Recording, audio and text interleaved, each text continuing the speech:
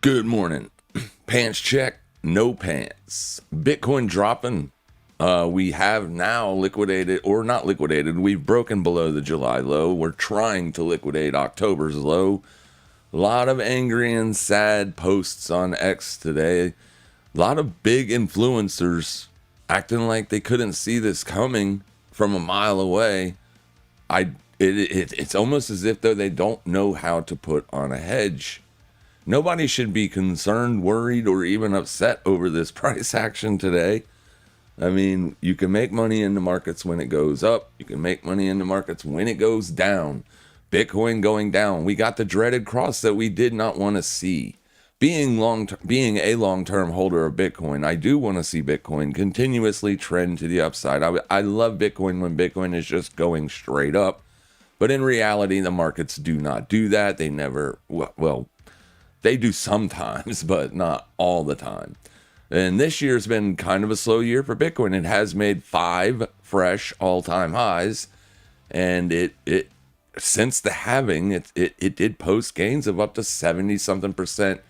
They're not the amazing multi-hundreds of percents that everybody was looking for and expecting, and I was included in that bunch. The markets, as far as the macro is concerned, is still situated for the bull market. S&P 500 coming off from all-time highs just posted last week. So it's not like, other markets aren't at all-time highs. But it's true, October for Bitcoin was very bad. That's when it started to roll over. There are some speculations as to why the 4-year market cycle theory being the leading one. And that is right here. Though if you're not familiar with the 4-year market cycle, basically all it says is every time we get a halving in Bitcoin's entire history, you get a period of about a year and a half of great upside. And then in November/December, the following year, you get a bear market. As you can see here, I have outlined it on this chart. This is the 4-year cycle model.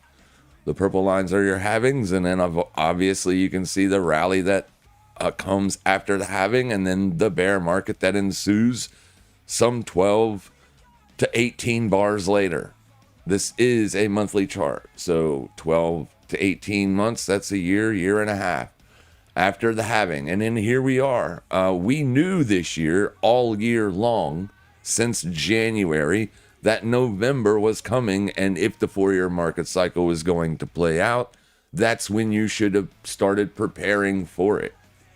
Now, obviously, the sell-off started in October, so you are a little bit behind in that, but nonetheless, here we are. So basically, this is this year. This is the year we're in. You can see that since the halving, we did rally up 74% from the halving. And then if we drop 61%, that's going to put us around $45,000. I do not expect that to happen. But what I do know is since Bitcoin, all these new treasury companies and the new MicroStrategy products, as well as all the ETFs that people can now get involved with, could cause some serious downside if those positions start to unwind. So you should be looking to hedge any of that upside you own. Like if you own Bitcoin in cold storage, you should be looking to hedge, either be buying puts on IBIT or one of the 10 ETFs you can buy puts on, or you can just have a futures account and short the perpetual swap futures contract. Because what's great about perps, they do not expire. So you can hold, as long as your exchange stays above water, that is, you can hold a Bitcoin short indefinitely if you so choose. That is what we did yesterday. We were watching Friday's high. Let's go back to the analysis. I put out a video on Saturday. I usually don't do anything on Saturday. That's the Lord's Day for me. That's the Lord's Day. I don't do anything on that day. I'm live all the other days. So every day of the week except Saturday, I do live streams. So I usually don't post anymore, but I did. And I basically told people to watch Friday's high over the weekend. If you get up to Friday's high, that might be a good spot to look to put on short trades.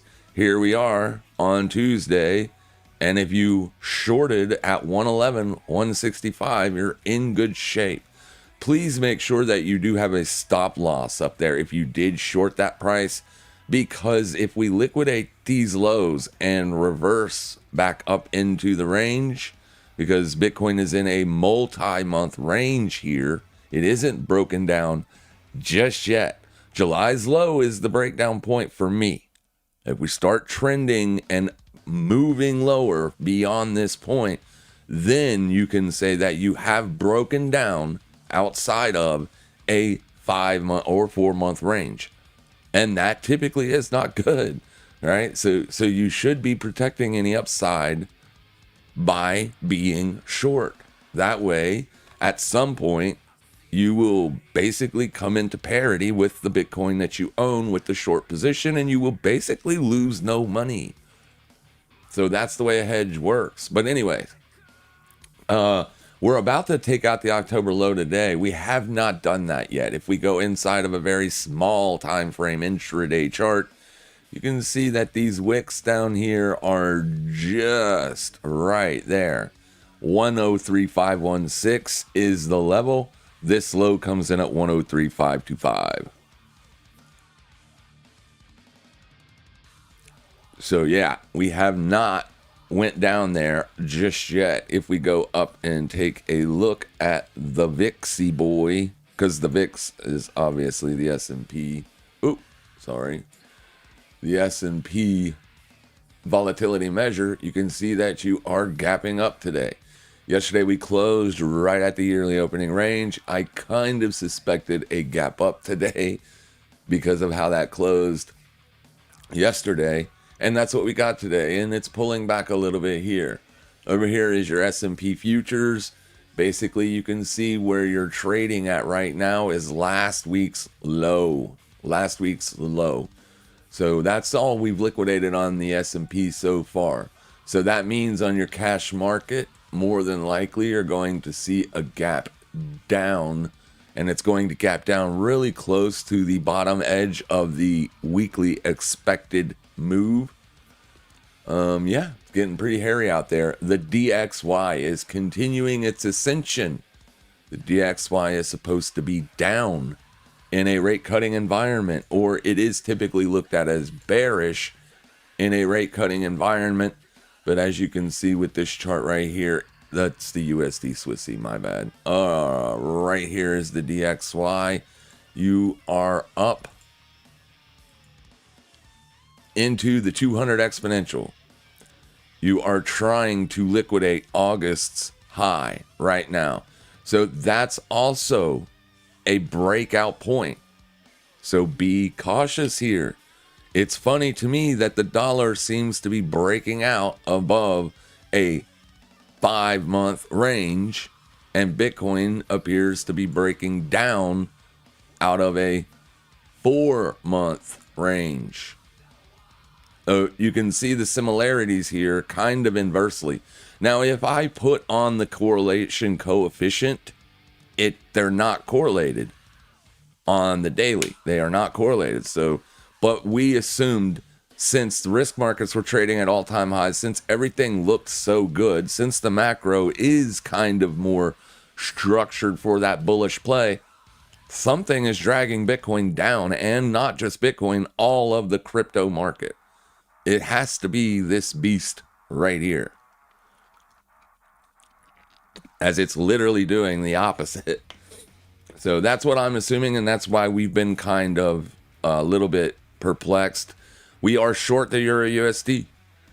We were expecting the dollar to break out when it no longer wanted to go lower. So when we had the FOMC meeting back in September, we were looking for that multi-month breakdown to happen here. We wanted to see a weak dollar. We wanted to see a bearish continuation. We didn't get that. So when this happened, we started to get a little bit on edge with Bitcoin, because Bitcoin's traded against the dollar. Typically, if the dollar is strong, that could, not always does, but could cause weakness in Bitcoin. But we put in a secondary move up here. So we had a big strong move up. a week or a week and a half of consolidation through here, and then a secondary wing or a secondary move to the upside. So in pattern analysis with candlesticks, which is something that I don't do, is typically you get a 2-leg move in an opposite direction, and then the overall trend will resume. That's your double leg. And it tried to break down here. Notice right in here, it found support, took off, consolidated those gains. This is where we shorted the euro right here. And then boom, up it goes. So beautiful short there. I'm going to hold it. You should be taking profits if or when the dollar liquidates August's high, but you don't want to close the short indefinitely because this could go much higher. Last year, when they started interest rate cuts, the dollar rallied for the entire fourth quarter. It wasn't just for a month or a week. It was the entire fourth quarter. We could see something similar now because so many people were off sides. They were on the wrong side of this trade. Therefore, you could see a short squeeze on the dollar after this point. It hit 100 for the first time yesterday since July or August, right? So it's a big thing here. Big things happening in the markets. And we are positioned for that, right? That was the purpose for Saturday's upload, to kind of get you guys on the right side of the markets for this week coming. We were kind of expecting it. We discussed how we were potentially going to get the weekly 21 exponential and the daily 21 exponential cross. Well, if you look over here, you can see that has happened. You have crossed. Your daily 21 exponential moving average is pushing on lows below the weekly. All right, now the weekly we can't really move the weekly from the closing point. Right here is where it closed. So that's where it's going to stay until this week closes. Now, weeks, you do get traps on weekly charts. All right. This candle right here, I was calling this a trap in yesterday's live stream, but in reality, it's really not, because this candle was the weekly candle or the weekly support breakdown right there. That was the close under support. This was a continuation candle that did ultimately act as a trap. So what we want to see this week, we're short, so it can drop as low as it wants to drop. It's completely fine with us. However low it wants to go, let it go. But at the same time, what we're going to be watching for is, where does this thing close? And then what do we do next week? Because if we rally next week, like if this thing fails to close below this point this week, like if we liquidate this today and then close back up above it tomorrow, then maybe it's not going to break down. We won't know. We need to see how it closes.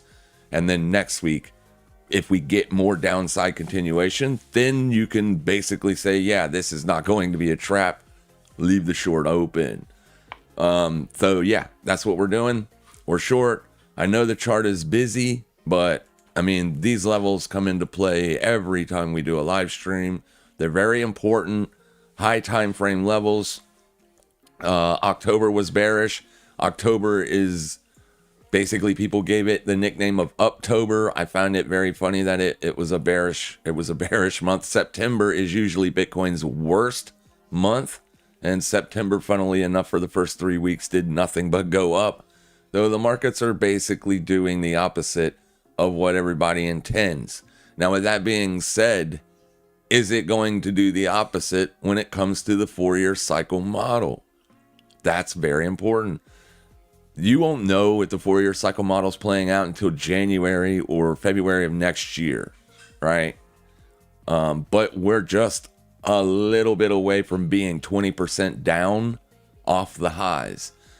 That is typically when a bear market is started for risk markets. I don't know if you want to classify Bitcoin in a bear market at 20% down or not. It's your call. It's subjective. Your call. I like to look at Bitcoin being in a bear market once it gets below 30% myself, because it is the riskiest of risk assets. So, 20%, not that bad. 30%, you got something else going on. But it is important to remember the last time we went down 30 something percent on Bitcoin, it amounted to a big fat nothing burger. So we did ultimately get a big move lower.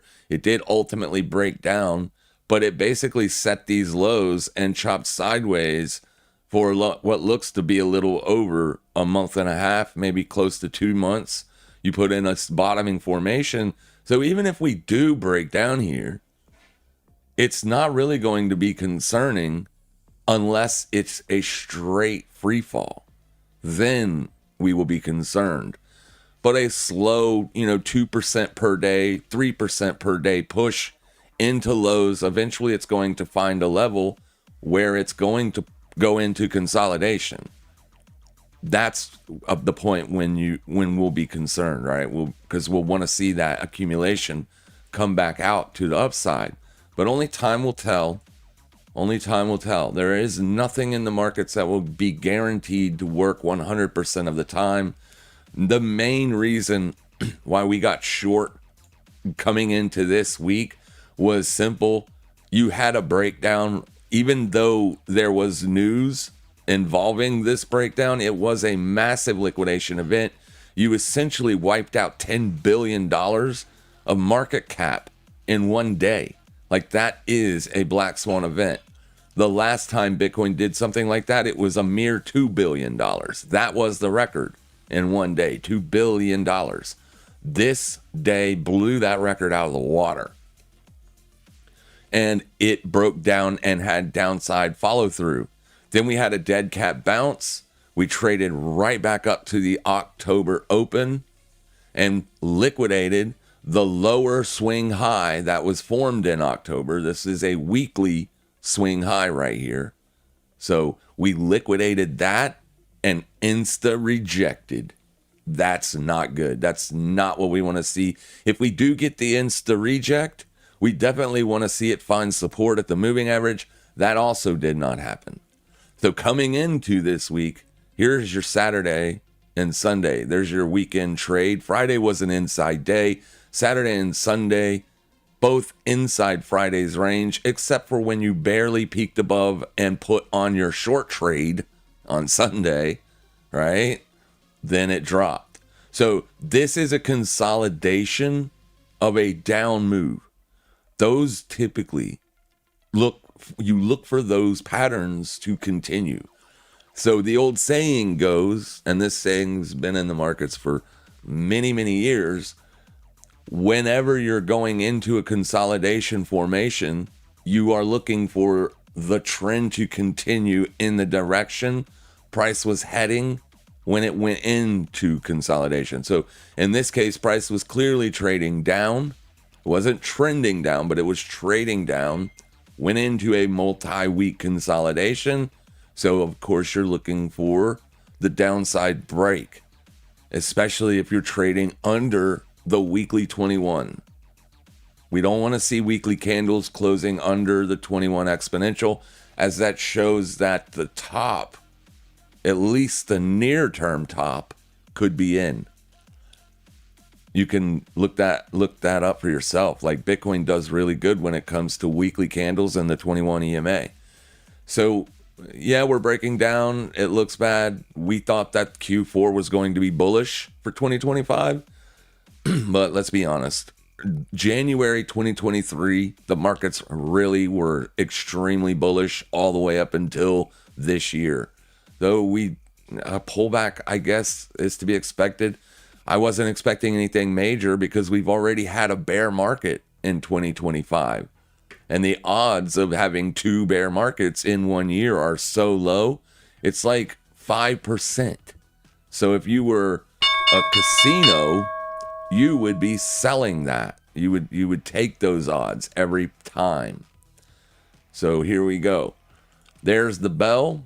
We're going to see if Bitcoin wants to liquidate here and then what happens after.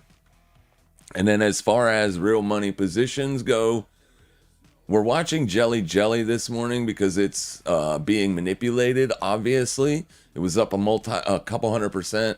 Then it rolled over, gave back all of it. We thought it was dead. Now it's up another 150%. So clearly this thing's being manipulated. But you can see there is a short here on Bitcoin that is currently in profit. And then I also have a short on Bonk, which I've already took profits on, close to $500 worth of profits. And then it's got a little bit of realized gains, unrealized gains there. Those are the two trades we're in. We're probably going to open a short here on this one if it can reject where it is currently trading at 4-hour res. So keep jelly on watch. It's not massively overbought here, so it could keep going. Be careful. This is a very risky trade. This thing is moving so fast. You could lose your entire account in the blink of an eye with any amount of leverage on this. Be very careful. Super risk. It's a super risk trade. But here we go. Bitcoin did put in a low. Did it liquidate? Oh, we're going to have to stretch it just to see. Damn it. 103,516.76. It's literally 1 penny. 1 penny away from liquidating 103,516.75. Tell me these things, man, aren't crazy. A $100,000 asset literally bouncing within 1 penny of the level that everybody is watching. Literally crazy. Risk markets still, they're pulling back a little bit off the previous weekly low. VIX is still trading on the lows. There's that liquidation. Now we'll see what happens here. We can go look. I did restart everything this morning as I didn't want to have a bunch of chaos happening in today's public live stream.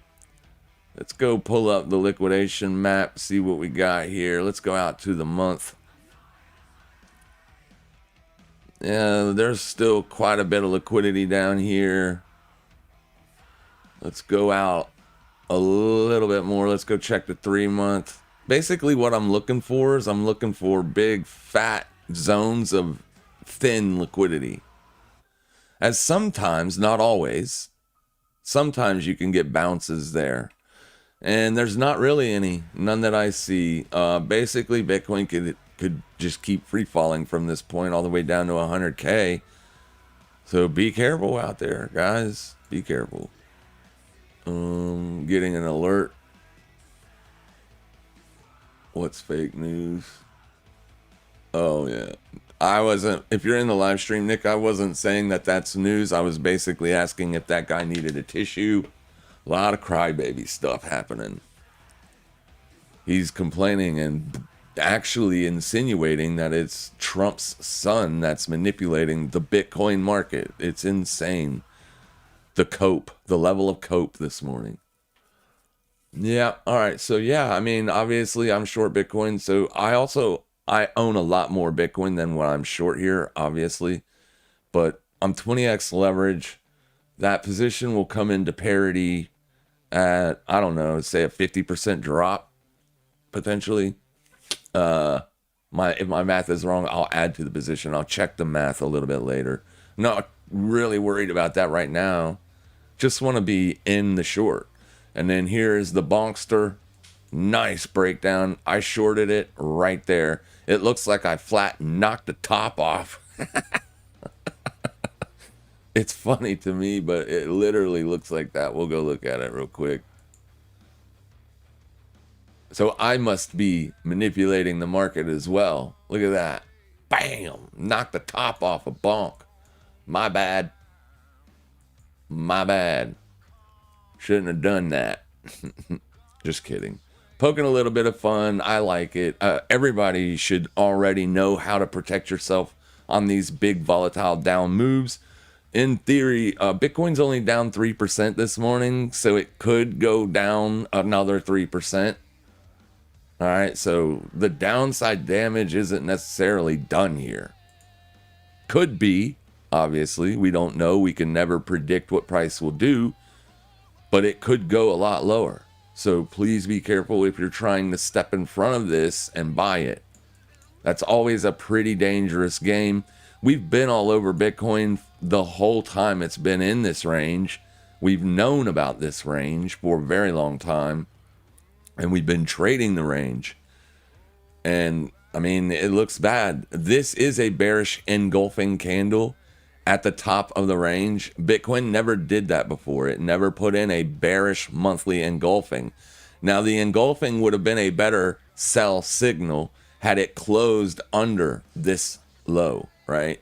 But it didn't, because Friday was an inside day. Friday right here is monthly support. So that's, you should, if it would have closed under, it would have been that bearish monthly engulfing. But here's Friday. It literally opened right there at monthly support and traded up all day. So that's the reason you didn't have a bearish, actual, like, legit bearish engulfing. A bearish engulfing candle is never a good thing, especially when it's on a high time frame chart. Your daily bearish engulfings aren't great news, let alone weeklies. And if it's a monthly, damn. You know what I mean? Like, damn. Now, we don't know if we're going to see downside continuation based on that, but we are seeing a lot of people sell. Lots of people selling. Another thing to keep in mind here, if you do a comparison of what we saw back in 2021, the retail bull market versus like everything that matters versus the bull market that we've got this year, there was a lot more volume, a lot more mania, a whole lot more people involved in that rally. That's why Bitcoin didn't act the same way it did this year as it did back in 2021. You had literally, like, in some instances, when it comes to volume, less than half of what you had going on back then. So you need new buyers to keep prices going at those crazy, insane levels. So just most of the people got burnt back then.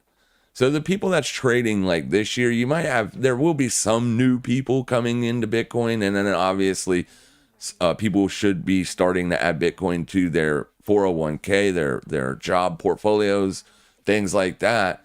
But even with all that, you still don't have anything near what we had back then. And I just think this is a great thing to look at. Look at the altcoin volume. You were seeing like $1.4 trillion per day on 100 plus tokens.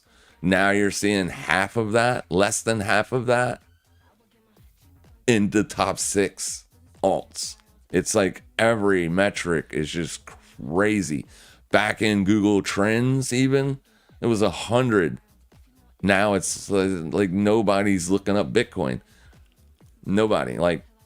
And basically, the people that are in Bitcoin now, if they've been in it for any amount of time, they're going to stay trading it, right? That's what they're here for. They're here to learn how to make consistent returns daily, weekly, and monthly and using Bitcoin or altcoins. But Farcoin has literally been dumping since July. We've been all over it. It's been going down since then. Pingu took a little bit longer. It really didn't start to do anything. Well, it really didn't start to do anything until we got the news the other day. Like, even I was like, what is going on with this? This thing should be breaking down already.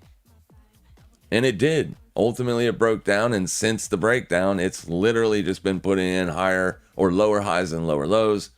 So it is trending lower. But if you look at it on the monthly, all of the alt season gains that you got this year, so back in May, April, right, June, July, alt season. And then, not really alt season. Now, Ethereum actually moved up in August. So for Ethereum, August was the last month that it was super bullish. And then it's been pulling back ever since as well.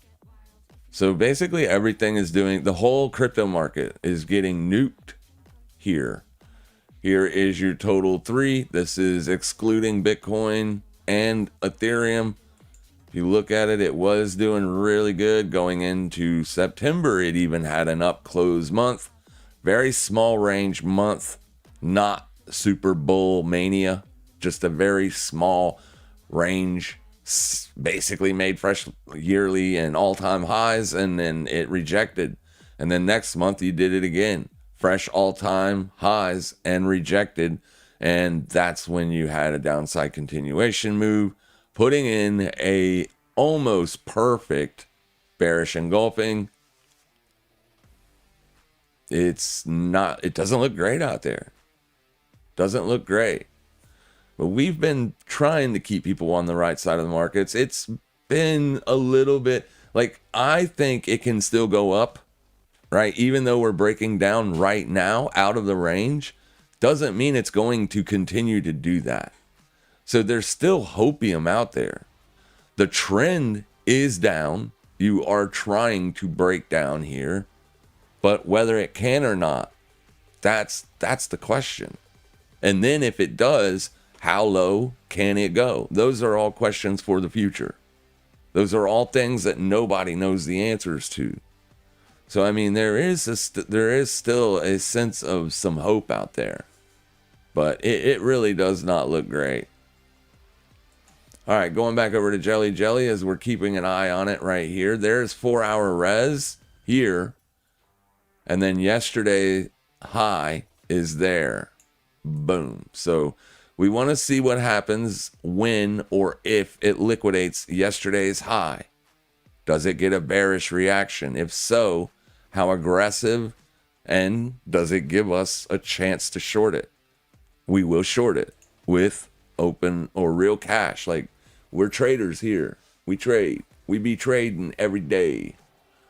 Let me get Jelly Jelly pulled up top there. Bear with me.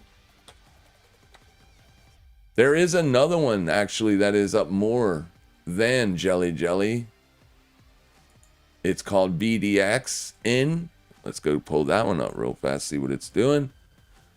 Oh, it's already topping out, it looks like. Well, we don't know that it's topped out. Oh.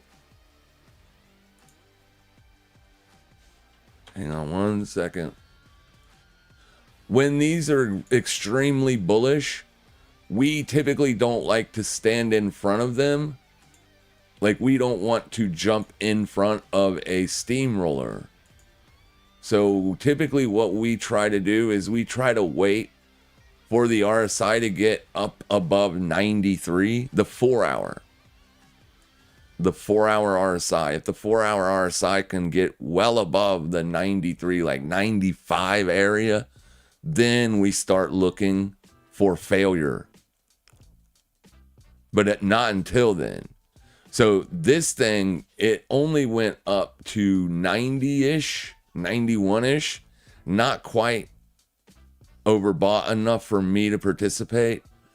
So now the crazy worrisome thing for short traders would be this thing can break out and make like much higher fresh highs and print the 4-hour bearish divergence. So if you want to short this one, you might want to wait on the bearish divergence signal.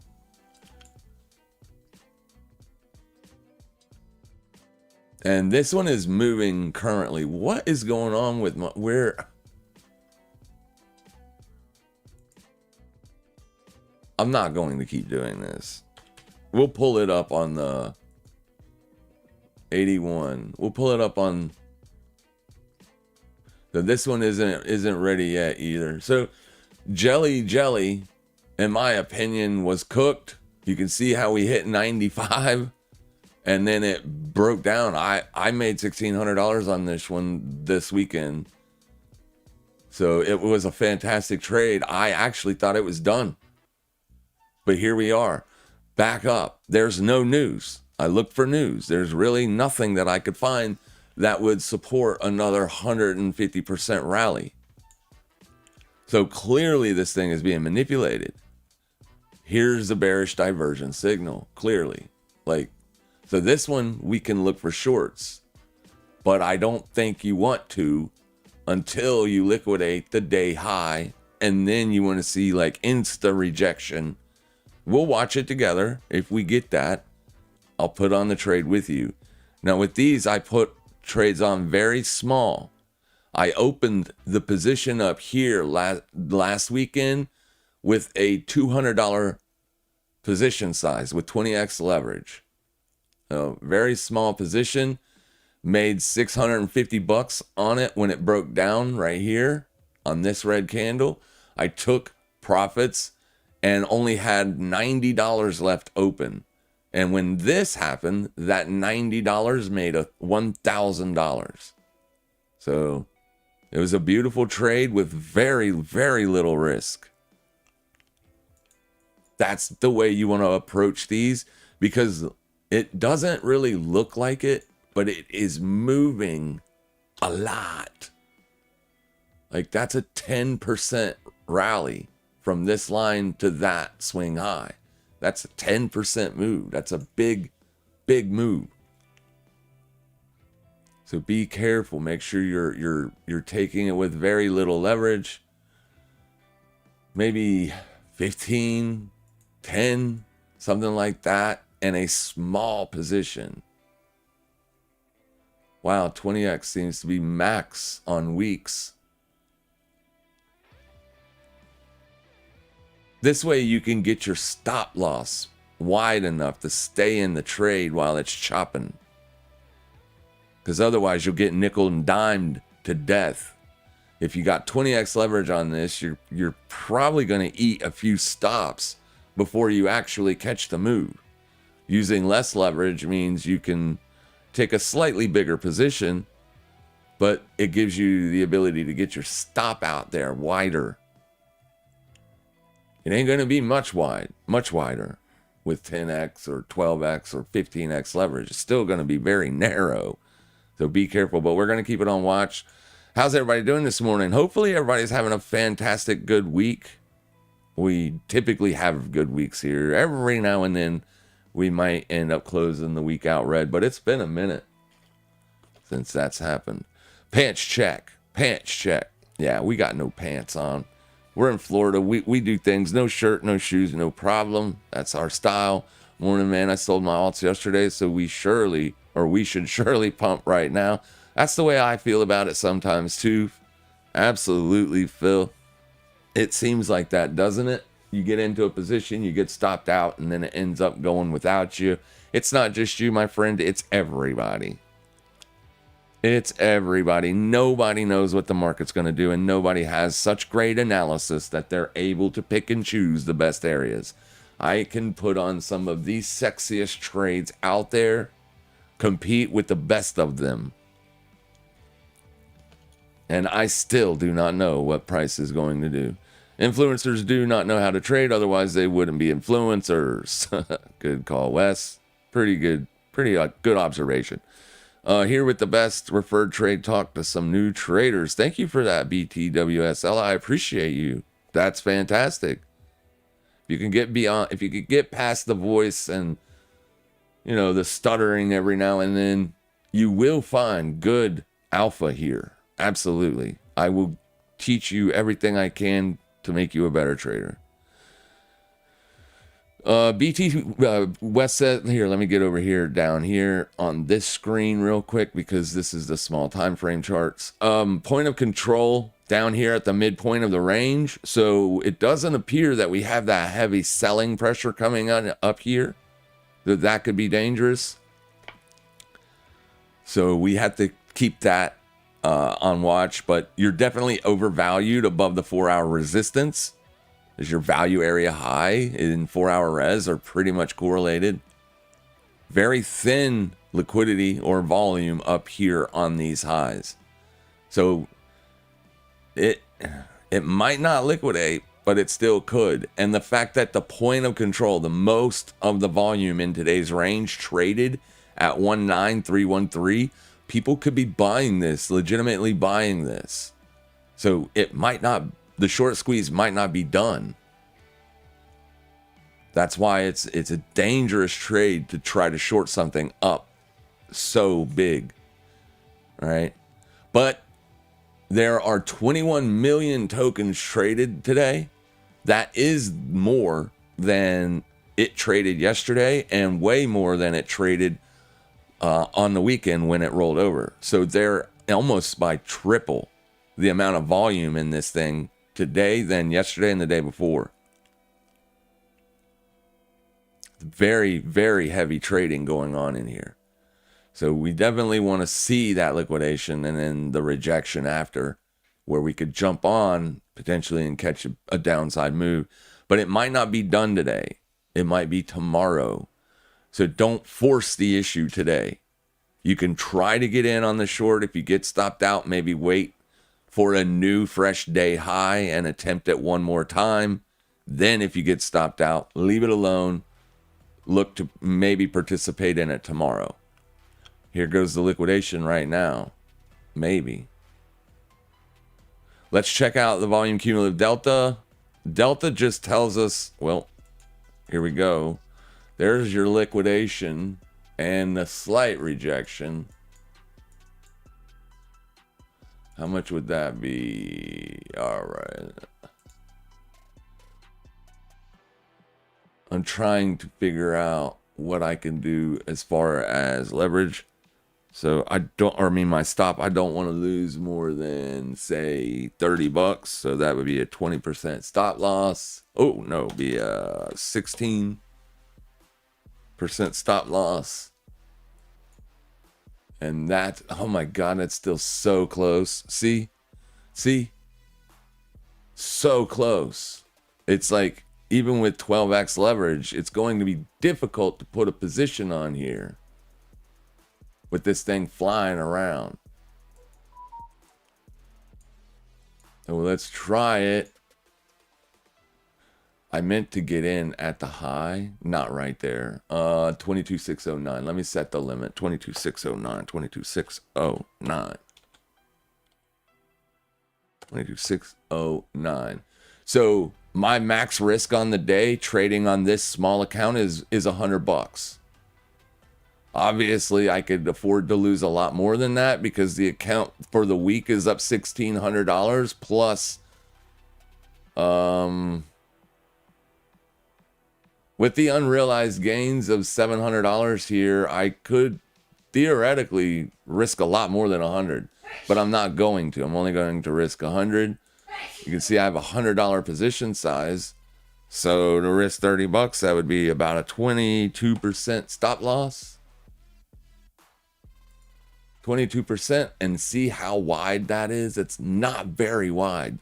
So maybe this thing is just moving that much. You might have to drop your leverage a little bit more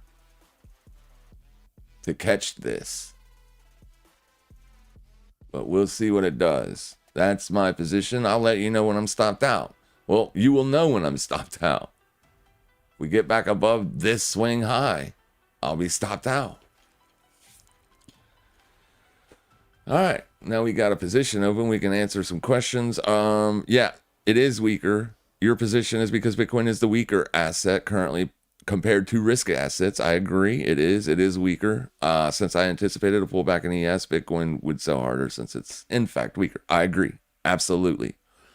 55 out of 60 will be on the next lows, says Philu.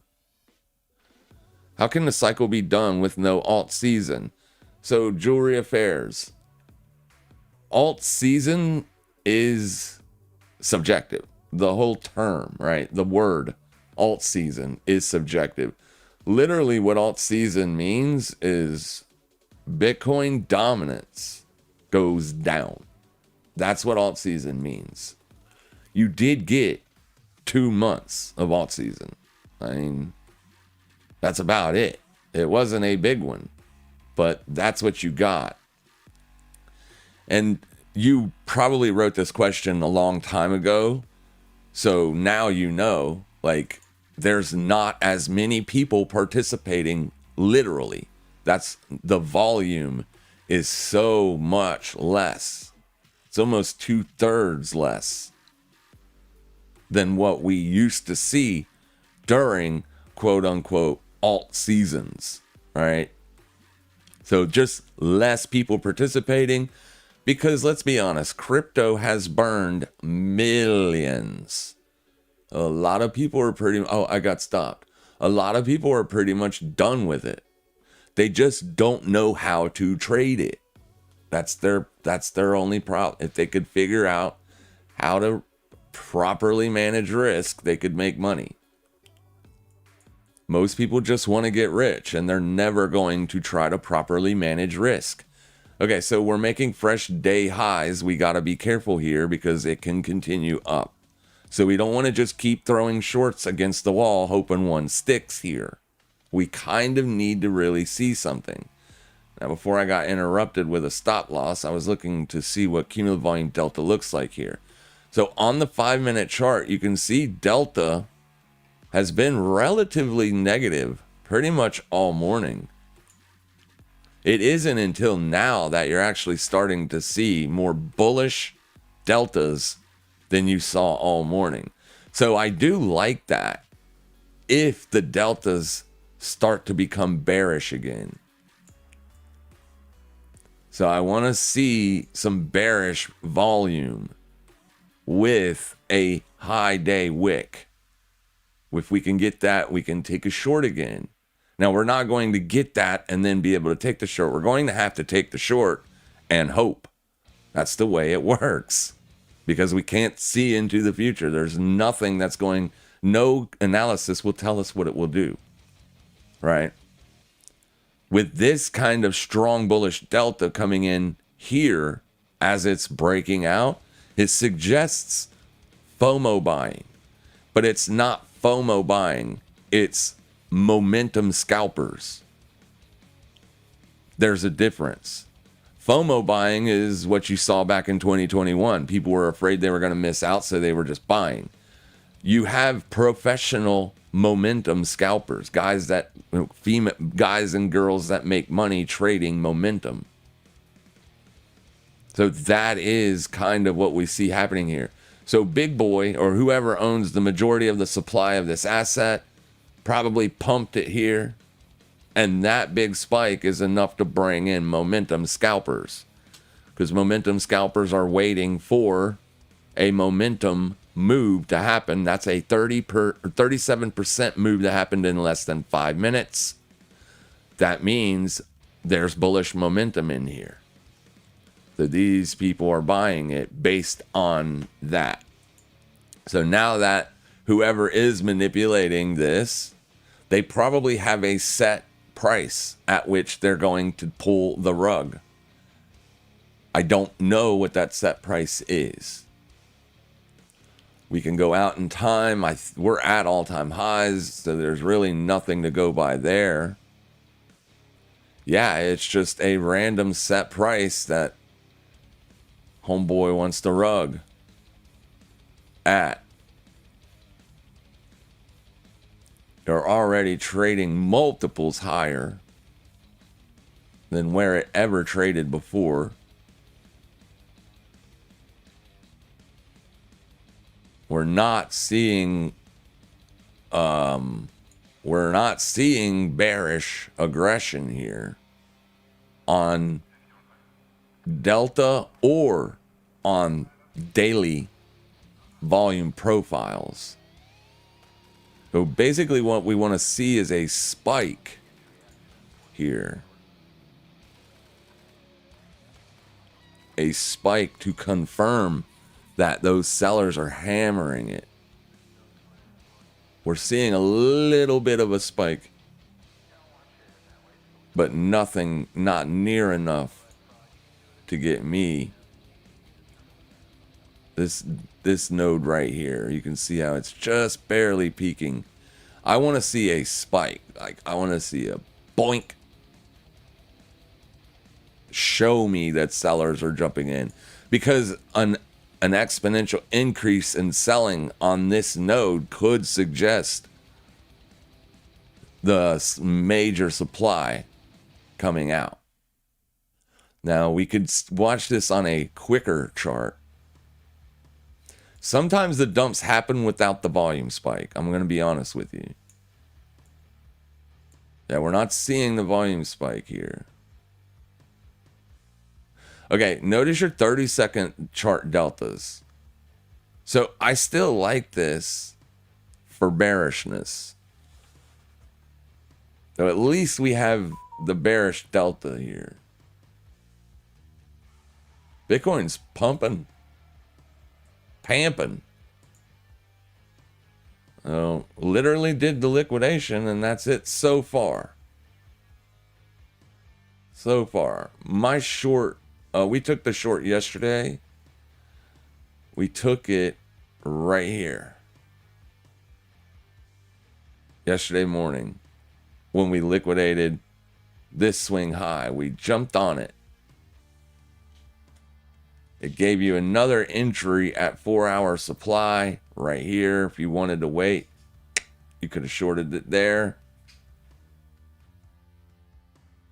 Or you could have waited until the new candle, the new day open, and then sell into 4-hour res. So those were 3 potential shorts that you could have taken on Bitcoin from yesterday.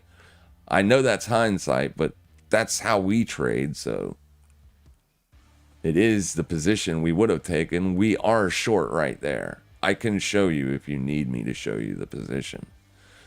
Let's go back to here. Zcash was one we were watching yesterday as well. As you can see, this thing has been pamping for a long time now.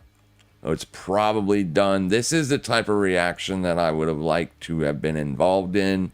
Unfortunately, I missed it. That's where I would have shorted it. And damn it, we missed it. That's where we would have shorted it. Let's see if we get another bounce on Zcash. So we'll watch Zcash and Jelly Jelly. I doubt we're going to. This was the short op. That was the opportunity. That's where I would have shorted it. Jelly Jelly. All right, we're going to have to put moving averages on here. I'm sorry, but if it continues to trade sideways at a base on the 30-second chart, then we don't want to sell it, because it literally could be people still buying into this thing. This isn't really a bearish reaction, is what I'm trying to say. The node is spiking a little bit more, but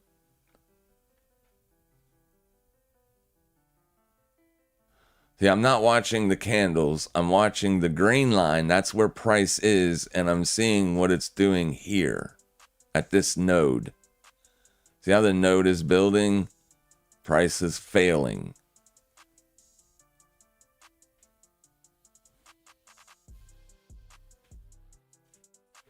Now it's pushing above the node.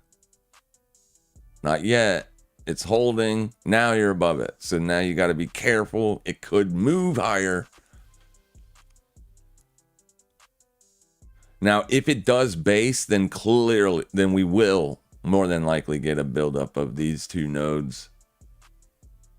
But there's no objective level to short here.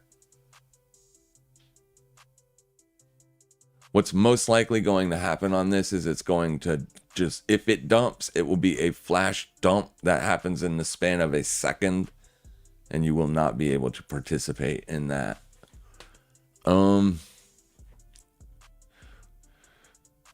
We could say if we're not closing 30-second candles higher than 23886, we could short that, right? 23886. 30 seconds are not too long of a wait. So send one more limit out. Very small position sizes. I'm losing like $20 a pop here. I'm going to drop my leverage slider way down. I need that stop loss wider. I'm not going to be able to participate in this if it continues to stop me out like that. It's just moving so crazy. Let's go 7x.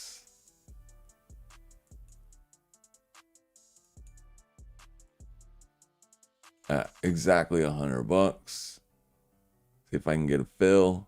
I'm filled. Now, what would a 25% stop loss look like? That got me up at the high of day. Okay. So 6x leverage, if you get entry here, will give you a stop up to here. At least it's wider, right? So, yeah. Clearly, it's not going to make as much money, but if it's done, if they're going to rug pull because Bitcoin is bearish, then it's going to drop some 40, 50, 60%, right? You're going to make a lot of money with any amount of leverage. Here's our volume nodes. They're building up a little bit, but not what I want to see.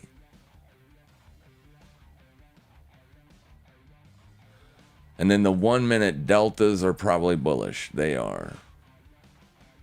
Yeah, see, you haven't even retested the 21 exponential on the 1 minute chart. That means it is super strong for now. Zcash is probably done. That was probably the last ditch effort. This is the kind of reaction that I want to see. Made a fresh all-time high. I was watching it yesterday here, but as you can see, it blasted through there. So I didn't participate anymore while it was moving up. But then it rolled over while I was asleep. London session made the high of day. So if you were trading, let's see here. Not quite. It did. The 5 a.m. wick was the high of day. So if you were trading through the London session for me is 2 a.m. That's when it opens. So if you would have been patient enough, you would have been able to get in on a short. Being patient simply means waiting for that. Right? So London session opens. You don't short until your level is tagged. There was your level tag. You probably would have got stopped out an hour later, but you could have thrown the short right back on if you're good at managing risk. If you're terrible at managing risk, this kind of trading is not for you because you're going to blow your account. But if you're good at risk managing, you can do this. And Jelly's pushing back up. It hasn't dropped yet. This is not a drop. This isn't the reaction I want to see.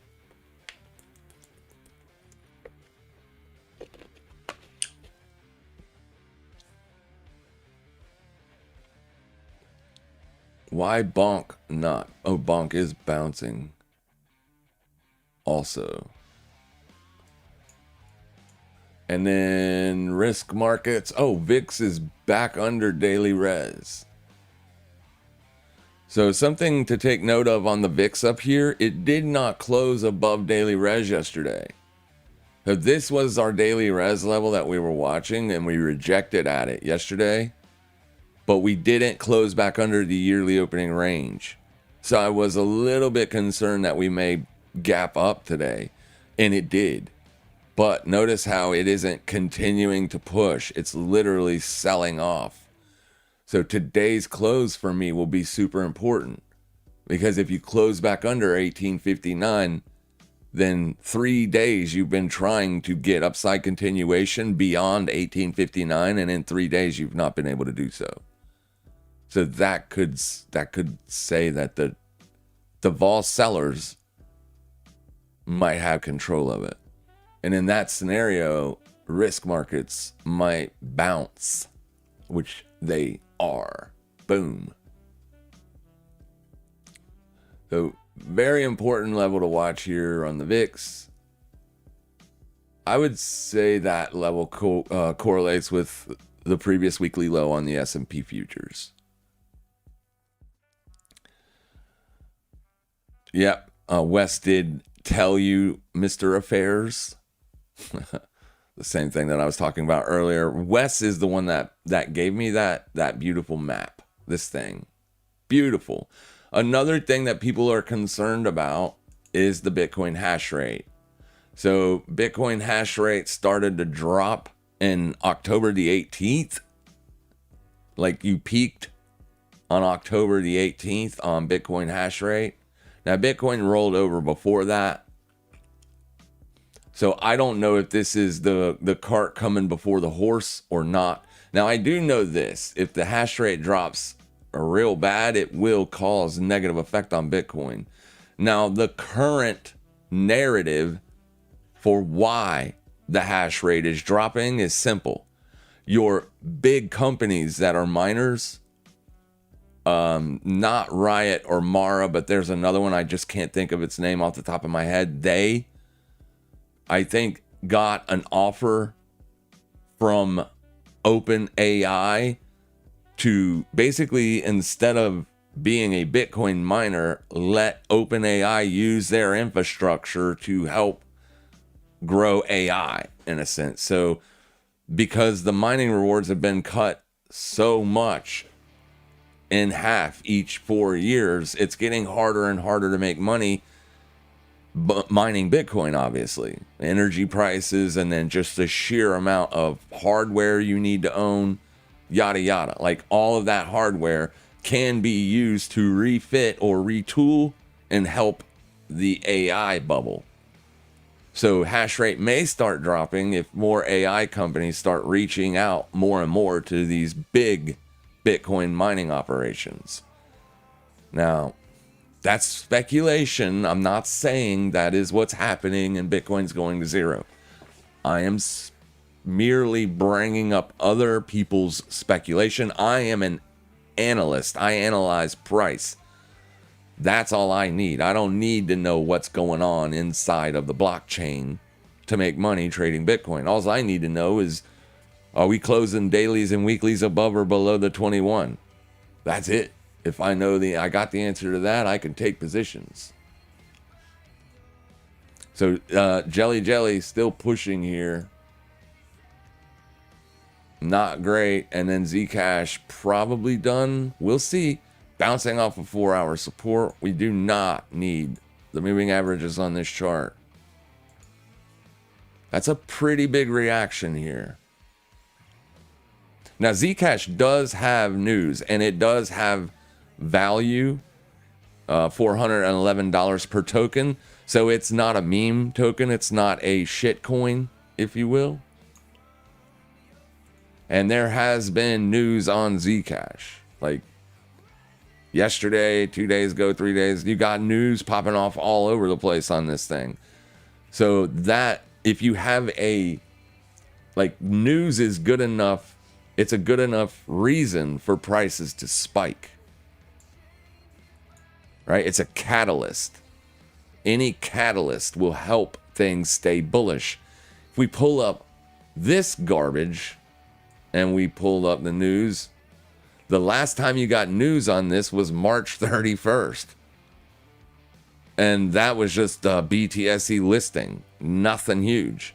So there's literally no news. There's nothing here. This seems to be being manipulated. Now, of course, I don't know that for sure. It's speculation. But at least if I know that it's being manipulated, then that means I know there could be no top in sight. They might have some crazy price target like 80 cents. We don't know. But we can take risks. Calculated, mitigated risks. It was Rectober, right? Yeah, not October. Uptober, Rectober. Retail was never back in this cycle. Well, not at an insane rate. Not at such an insane rate like we saw back in 2021. But, I mean, it was still, they were still there. Like, the other day, the VIX... See, when the VIX and the S&P kind of got uncorrelated there for when Trump came out with the China trade war news that caused Bitcoin to fall and liquidate $8 or $10 billion worth of liquidity in one day, the black swan event, the S&P never dropped more than 3%. Meanwhile, the VIX went all the way up to 30. The S&P should have been off much more than just 3%, but it wasn't. That had a lot of people going, wait a minute, what's going on here? Why does it seem like they are uncoupling?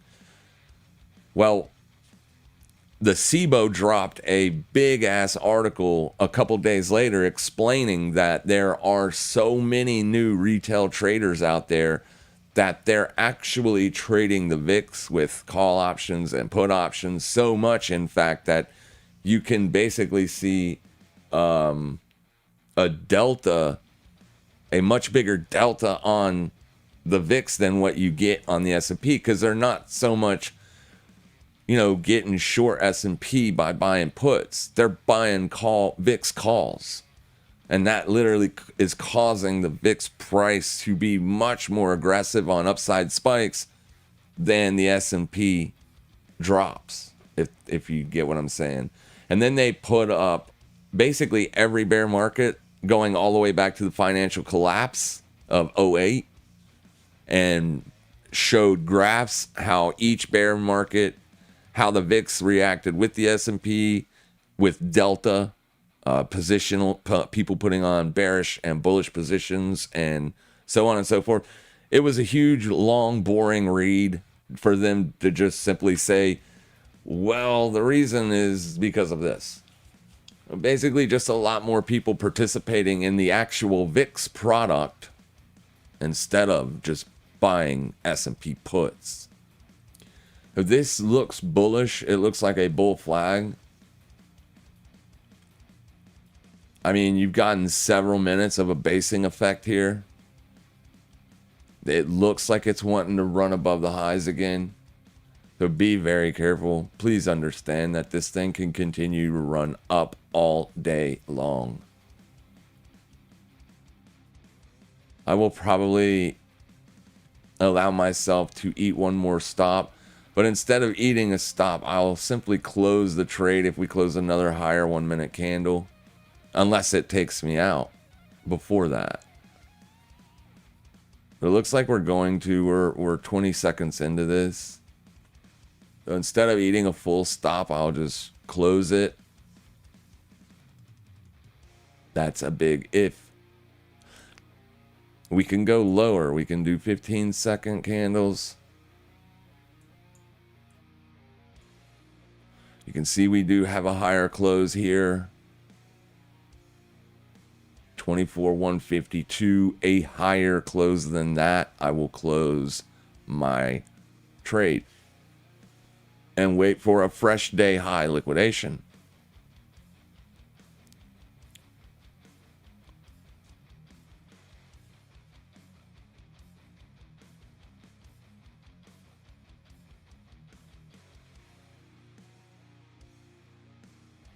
There's a lot of volume in this. I'm not necessarily seeing the deltas that I want to see. I want to see big bearish deltas. I'm not seeing that. That's not really a good sign. Yeah, this spike is nothing. It's not big enough. Now it will build up and it will get bigger the more time it spends here consolidating, obviously. But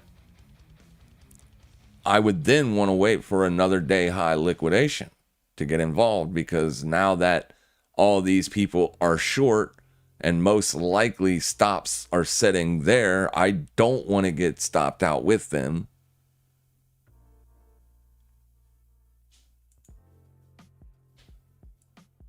And you're building in higher lows here.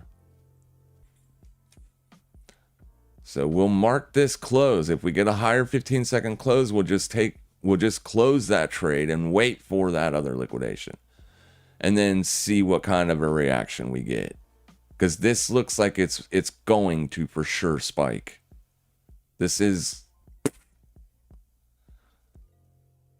Looks like it is anyways.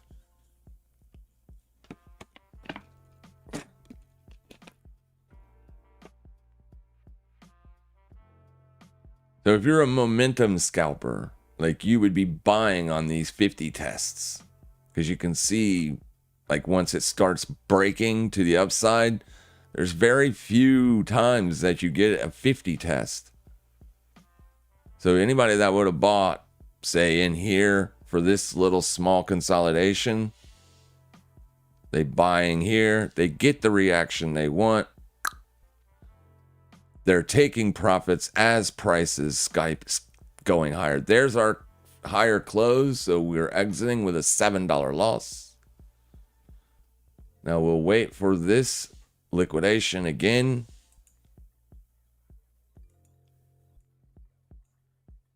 Remember, we're not trying to make $7. We're trying to make a few hundred. Oh, it's okay. And it's okay if we're wrong. Keeps going up. Okay, so I exited right at the high. Beautiful. It's two higher closes, so.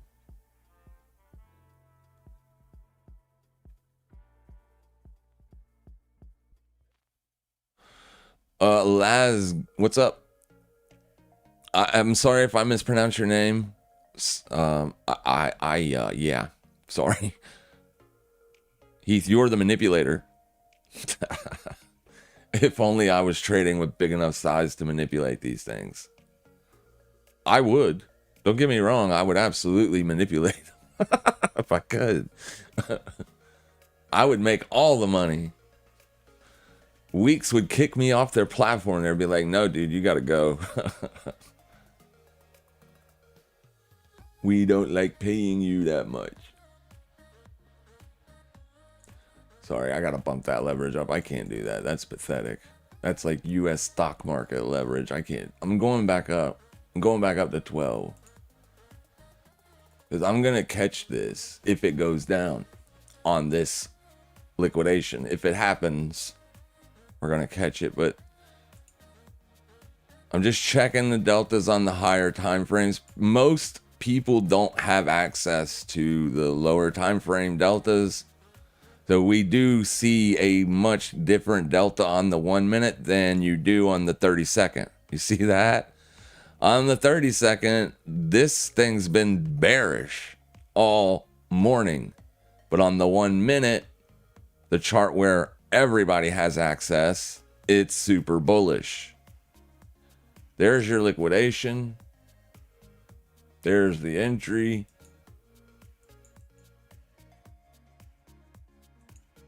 New day high stops me out, and I'm done with this asset for the day. I will wait till tomorrow if it gets me again. Okay, that's how you do it. Unfortunately, you're going to miss trades. Can't get them all. Can't get them all. But if it wants to drop now, we'll get it. So basically what I'm talking about is you can have the free access. Oh, wait, no, I don't. Can you look at 1 minute, 5 minute charts on free? I don't know. I haven't been free for ever, so I don't know.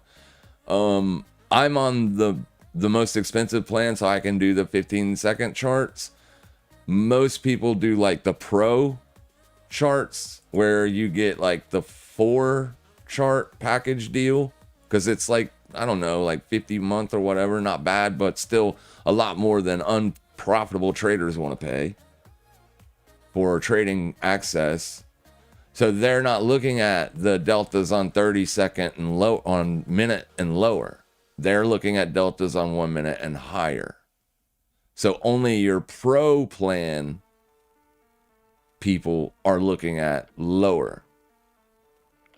That doesn't necessarily mean anything, right? It doesn't mean that there's an edge there. I'm just bringing it up to let you know that there are inconsistencies, and those are the inconsistencies.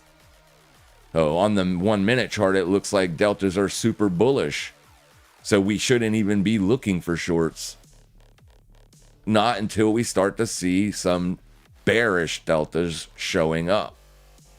That was a nice bearish delta, but we want to see more of these with a bigger range. And even then, that doesn't mean it won't later on at noon or 1 or 2 go up and stop you out. There's just, unfortunately, there's no strategy that will have a 100% hit rate. If there was, I would tell it to you. So here are those here's the 30-second deltas. See how they're going down? And then the 1 minute deltas, they're going up. These are the charts that I was talking about. The 1 minute and over. Everybody has access to those. Only the pro plans have access to these. So there's a discrepancy there. But see how you're starting to see more bearish deltas come in here on the 30-second. See how they're well under the zero line. The zero line is right there. Well under. And you're making fresh, well, not quite yet fresh lows, but almost fresh lows. But if you look at the 1 minute, it's telling you the opposite is taking place. You're actually seeing bullish deltas pushing up, making fresh highs. So you don't have a divergence here. There's a divergence here. We did start tracking this a few months back. We started tracking it to see if there was an edge. As of right now, with the data that I have, there is no edge in this. So please don't go out and buy the pro package just so you can look at small time frame charts. There is no edge. It's pretty much the same. But it is a discrepancy. And mathematically speaking, it shouldn't be a discrepancy. But since these things have to print divergences at some point because they're oscillators and not trending like price. Price can trend for weeks and weeks. This can't. It has to stay, it has to print a divergence at some point. Because it's an oscillator, it has to go back down, eventually speaking. But this is actually considered hidden bullish divergence on the 30-second deltas, because deltas are printing fresh lower lows and price is making fresh higher highs. Or a bearish divergence. Sorry, that's a bearish divergence. My bad. The hidden bullish is on the highs. This just gives me an idea of what's going on inside of each candle, right? Is it heavy selling? Is it heavy buying? So on the dips, we don't want to see bullish candles because it suggests that people are buying. Now, it will be fine if we see the downside candles continue with higher bullish volume deltas, because that literally means price is falling even though people are hitting market buy, market buy, market buy. But this is the kind of reaction I want to see, right? Liquidate, spike out the New York session. So this gave New York participants enough time to get involved in the short, right? 930 is all the way over here. So anybody that started trading after 930, they were able to get short and then short again. And this could be the final liquidation. It also came at 25 cents, which is a big figure number.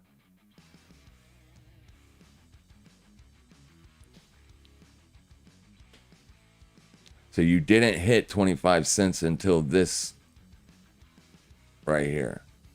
And then when it hit 25 cents, there was a nasty reaction.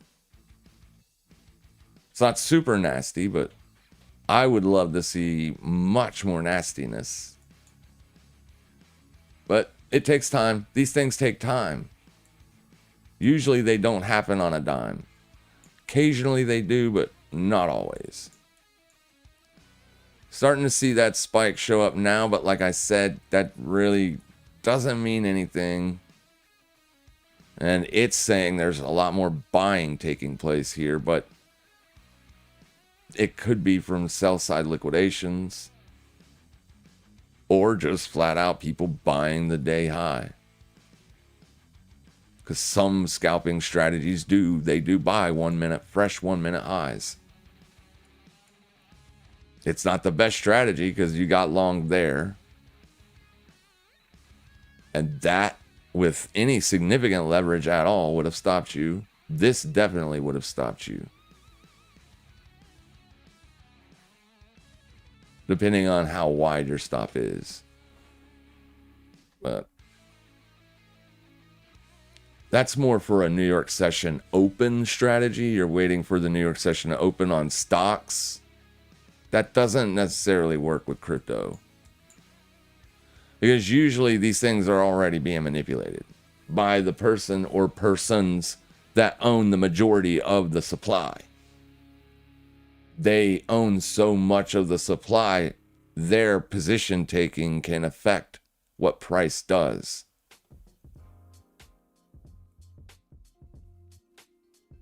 We've seen it happen many, many times on crypto where literally you can spot the manipulation and the price that they're hitting and dumping.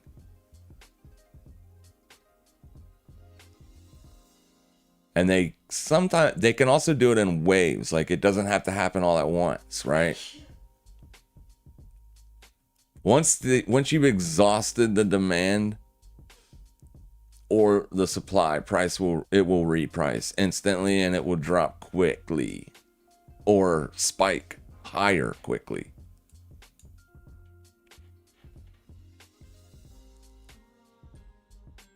So not done yet.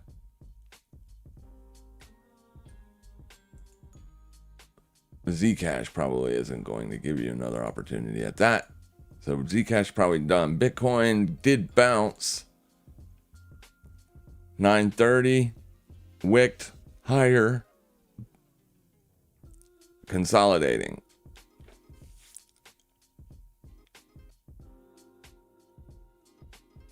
Today is Tuesday. Last year we noticed an edge where Tuesdays a lot of times we're printing week high and lows, but not so much this year. This year we added it up. It was only happening like 25% of the time on Tuesday where the week high or week low was being printed. So not much of an edge this year, but we still every now and then see it happen. So if that is going to happen, this could ultimately end up being your weekly low.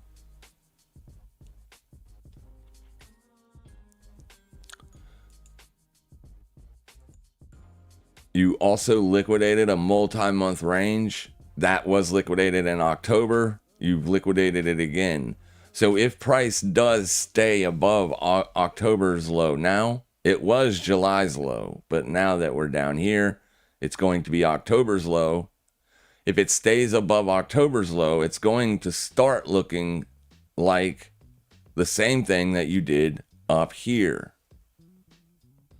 which could suggest more range-bound price action.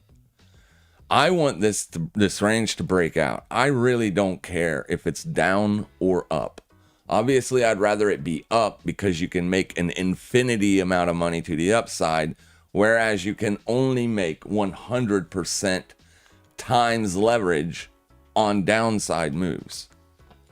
That's it. Like the amount of money that you can make to the downside is capped, whereas there is no cap on upside moves. So we love the upside move. We want the upside move. But if it wants to break out to the downside, I'm more than happy to catch a multi-month range trend to the downside. And if you look at something like MicroStrategy, it does suggest that we're going to potentially see something like that. Because MicroStrategy, which has, do you see its symbol? Like it's a Bitcoin icon. has been trending lower since July's low. You took out July's low and never looked back. Here's July's low. Once you took that out, you never returned. You said, see ya, and you never came back. You almost got back up there, but you didn't. So you've literally been trending lower, making fresh lower lows, fresh lower closes for the last 4 months.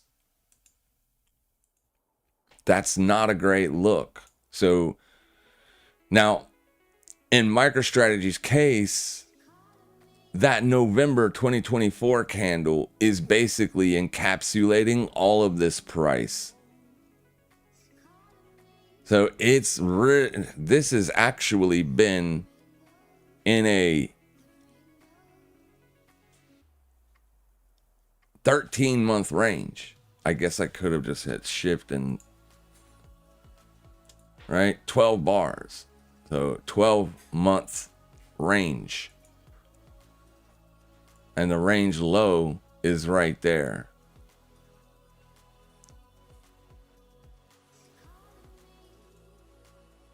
Now your yearly candle is just an inside candle on MicroStrategy.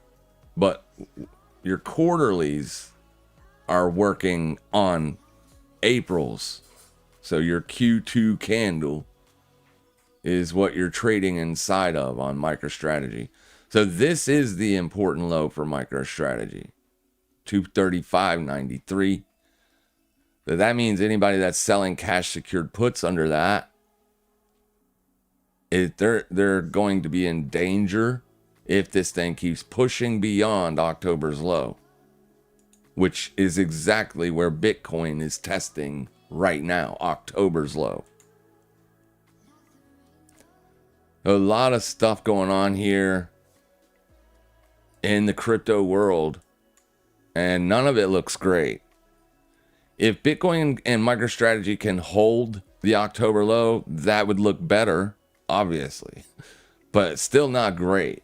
It's not great until Bitcoin is breaking out and trending above the all-time high.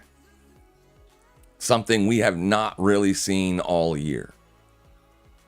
Literally not seen it. That's your all-time high. There's a break and an instant rejection. And you couldn't spend much time trading above that point. Then here is the yay upside break with continuation. So we wanted to see more continuation. If not on this week, then we definitely wanted to see it on this week. But since this week was so small, it was like, oh gosh, please not again. And it did it again. More sideways, crappy garbage. Breakout, rejection. Breakout, rejection. Breakout, rejection. Not great. It literally looks like there's nobody willing to spend $120,000 on Bitcoin. That's why it's failing to go higher. You need higher demand. You need demand up in here. And you can't find it yet. If it was to get going on a short squeeze, the short squeeze alone would pull in more demand.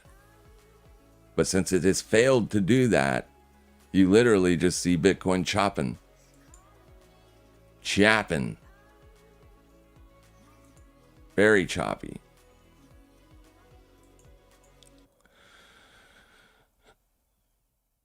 Jelly, and we'll short. Oh, we'll short you with open arms. Yes, we will. If they want to rock and roll to the downside, we will take it. Oh, wow. All these comments under, and I was still stuck. Sorry. Waka Chaka's comment was the last comment I saw. Will Bitcoin kiss the 50 EMA? The 50-week EMA? It could. It's down here. It's a long way away, but it could. It's at 100. You're at 104. That would be about a 3% drop. 3.5% drop. To add that on what it's already done, that means you would be down 6% today. It's possible. I doubt it's going to do it today. It could. But you've already moved like one standard deviation. A little bit more than one standard deviation for Bitcoin. Well, yesterday was a pretty big range day. But it did it all and then basically chopped for the rest of the day. We can see something similar today. You put in all of the day's range from Asia and then the London session and then just chop all day in New York.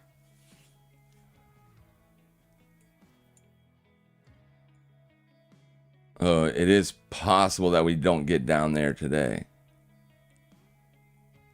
That would be a large move. A 6% drop on Bitcoin in one day would be big. Devastating. Jelly is failing to roll over. Zcash also. But Zcash looks a lot better for the drop here than Jelly does. But I would not short it down here. Because just pulling back to there is a 13% rally. Lower highs is good. It does look like it's trying to and eventually might drop. This is the kind of reaction we like to see from exhaustion. Then momentum gets vicious back to both directions. That's what you want to see. So it does look like exhaustion is happening here.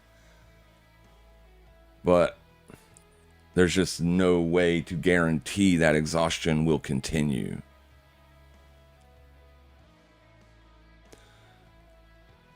What's up, Zillion? Short wearers.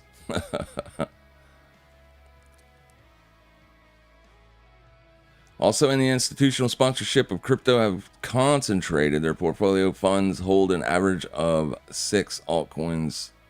Yeah, we read that this a little bit earlier. Good info, though, Wes. Thanks for bringing that up. Yeah, the pump, Bitcoin's pump, if you want to look at it like that, it literally started January 2023. When the halving was planned to happen in 2024. You literally pumped all of 2023 and a lot of 2024. For 2025, you've done nothing. You haven't done a lot, right? I mean,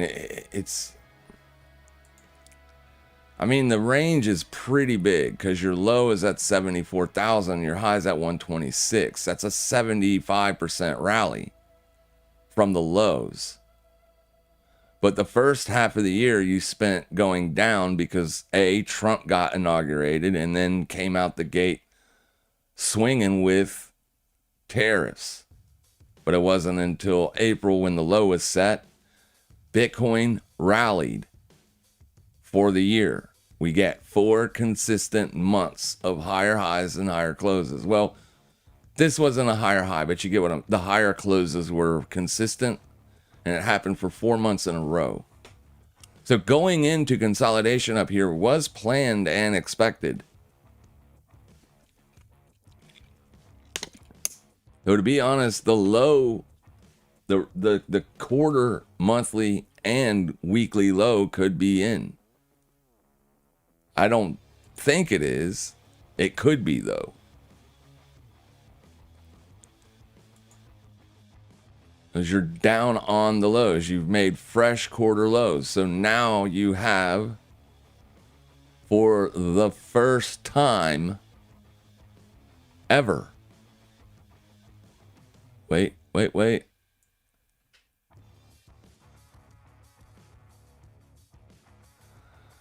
10,540, 10,522. No. So for the first time ever. Yep, first time ever, Bitcoin has made a quarter bearish engulfing candle. Now remember, for this to be like a definitional style bearish engulfing, you do need to close at under Q3's low, but I mean, to fit the definition of a bearish engulfing, you just need to close as a bearish candle and have taken out the previous high and low, which you've done that already. So you've already made a bearish engulfing. It could still close as a bullish engulfing, though, because you still have 1 month and 28 days, so almost 2 full months of price action. And not that far to go, because all you got to do is get back above October, and you'll be a bullish engulfing. So Bitcoin ain't, the bull market isn't out of the woods just yet. Right here is October's open. We could get up there in 5, 6 really good days. Get a bunch of days like that, you could get up there quicker. I'm not expecting that to happen. I'm just saying we're still in no man's land here. It looks good for the breakdown. That's why I'm positioned short. Because it looks good for that.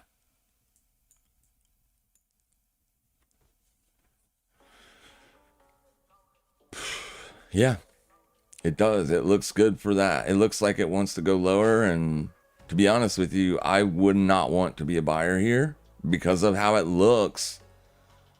But people were saying that down here as well, right? Looked bad down here too.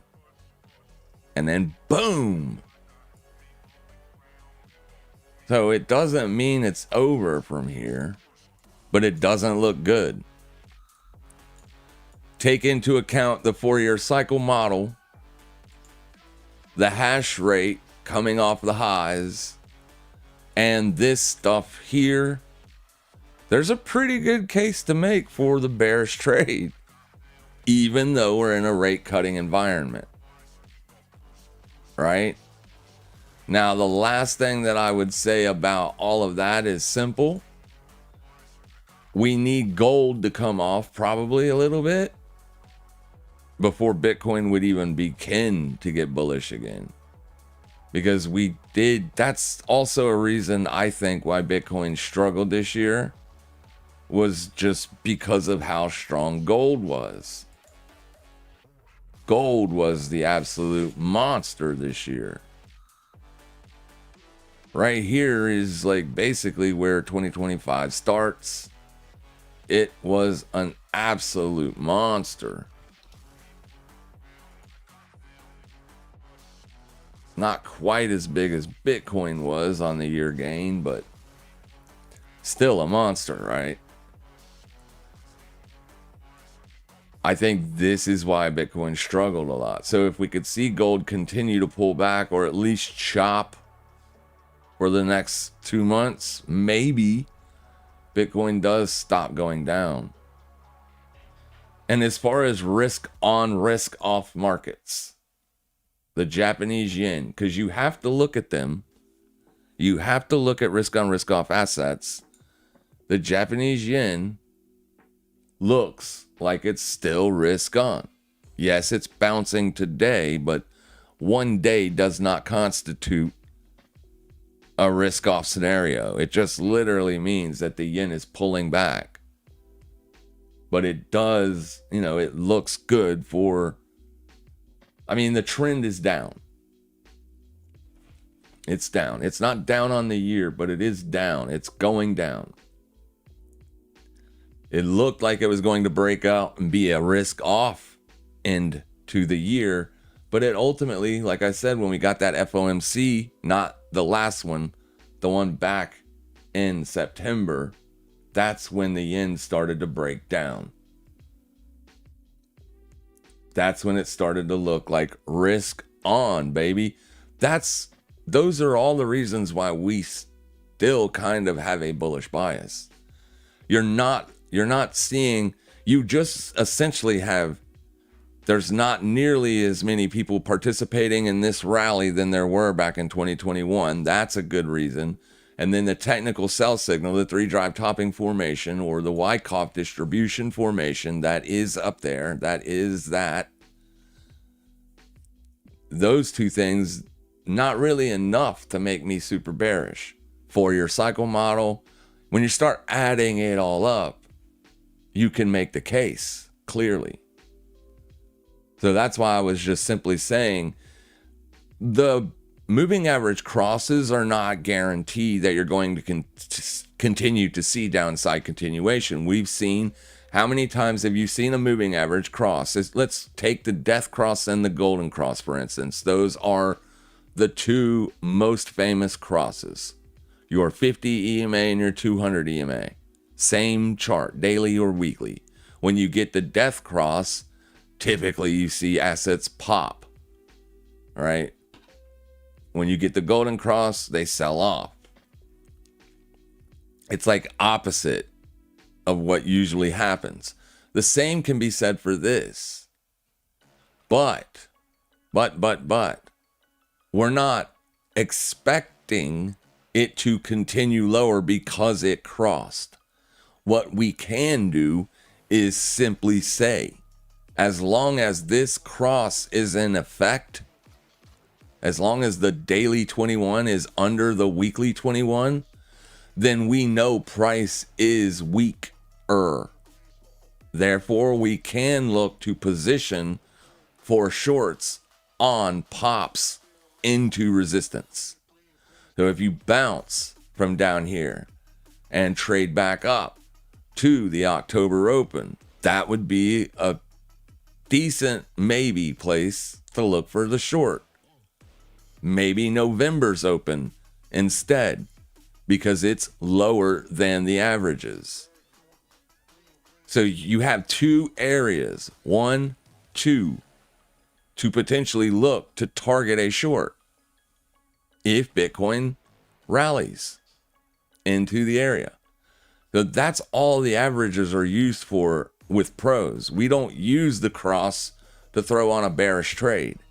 We use the cross to basically help us stay on the side of the trend. And the trend is your friend. And right now, you are in the process of, for the first time, of putting in a downside break of a consolidation. So the downtrend could, in theory, just be getting started. Unfortunately, it literally could just be getting started. So we just use it as a metric to kind of help us position, if you will. Sorry if I'm popping on the mic. I'll move it back a little bit. But yeah, we just use it to help us gauge weakness or strength. That's it. Right now, Bitcoin looks a little weak. It's definitely weak because all of October was weak. You could not trade above the monthly VWAP. You consistently made lower highs and lower lows under the October VWAP.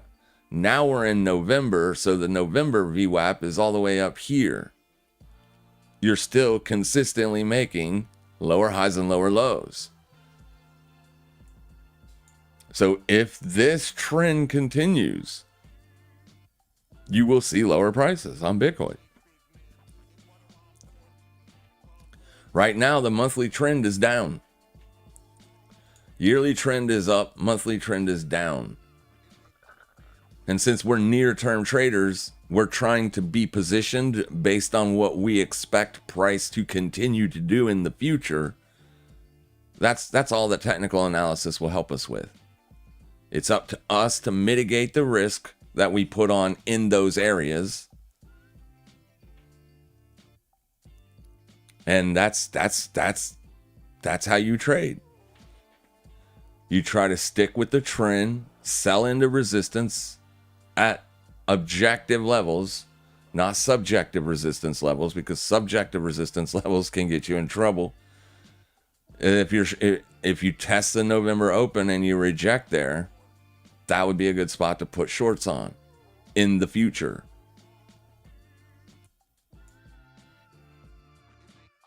In the future. If it continues to break down, you might not get that opportunity. But you can clearly see the near term, like the last 2 months, you're down. Here's October, boom. It spent just the first, 6 days going up. The rest of the month was spent going down. And then the very end of the month was spent consolidating the losses.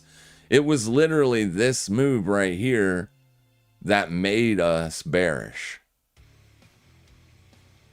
That leg of price right there, that was the signal for us.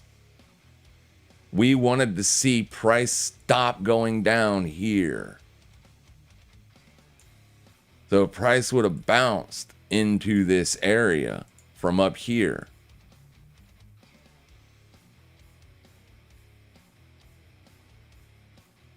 And then started to trend this way. We would have a whole different bias. It would be completely different. We would be bullish. This is also why you're seeing such aggressive selling this week. Because we're not the only community that watches these things. We're not the only community.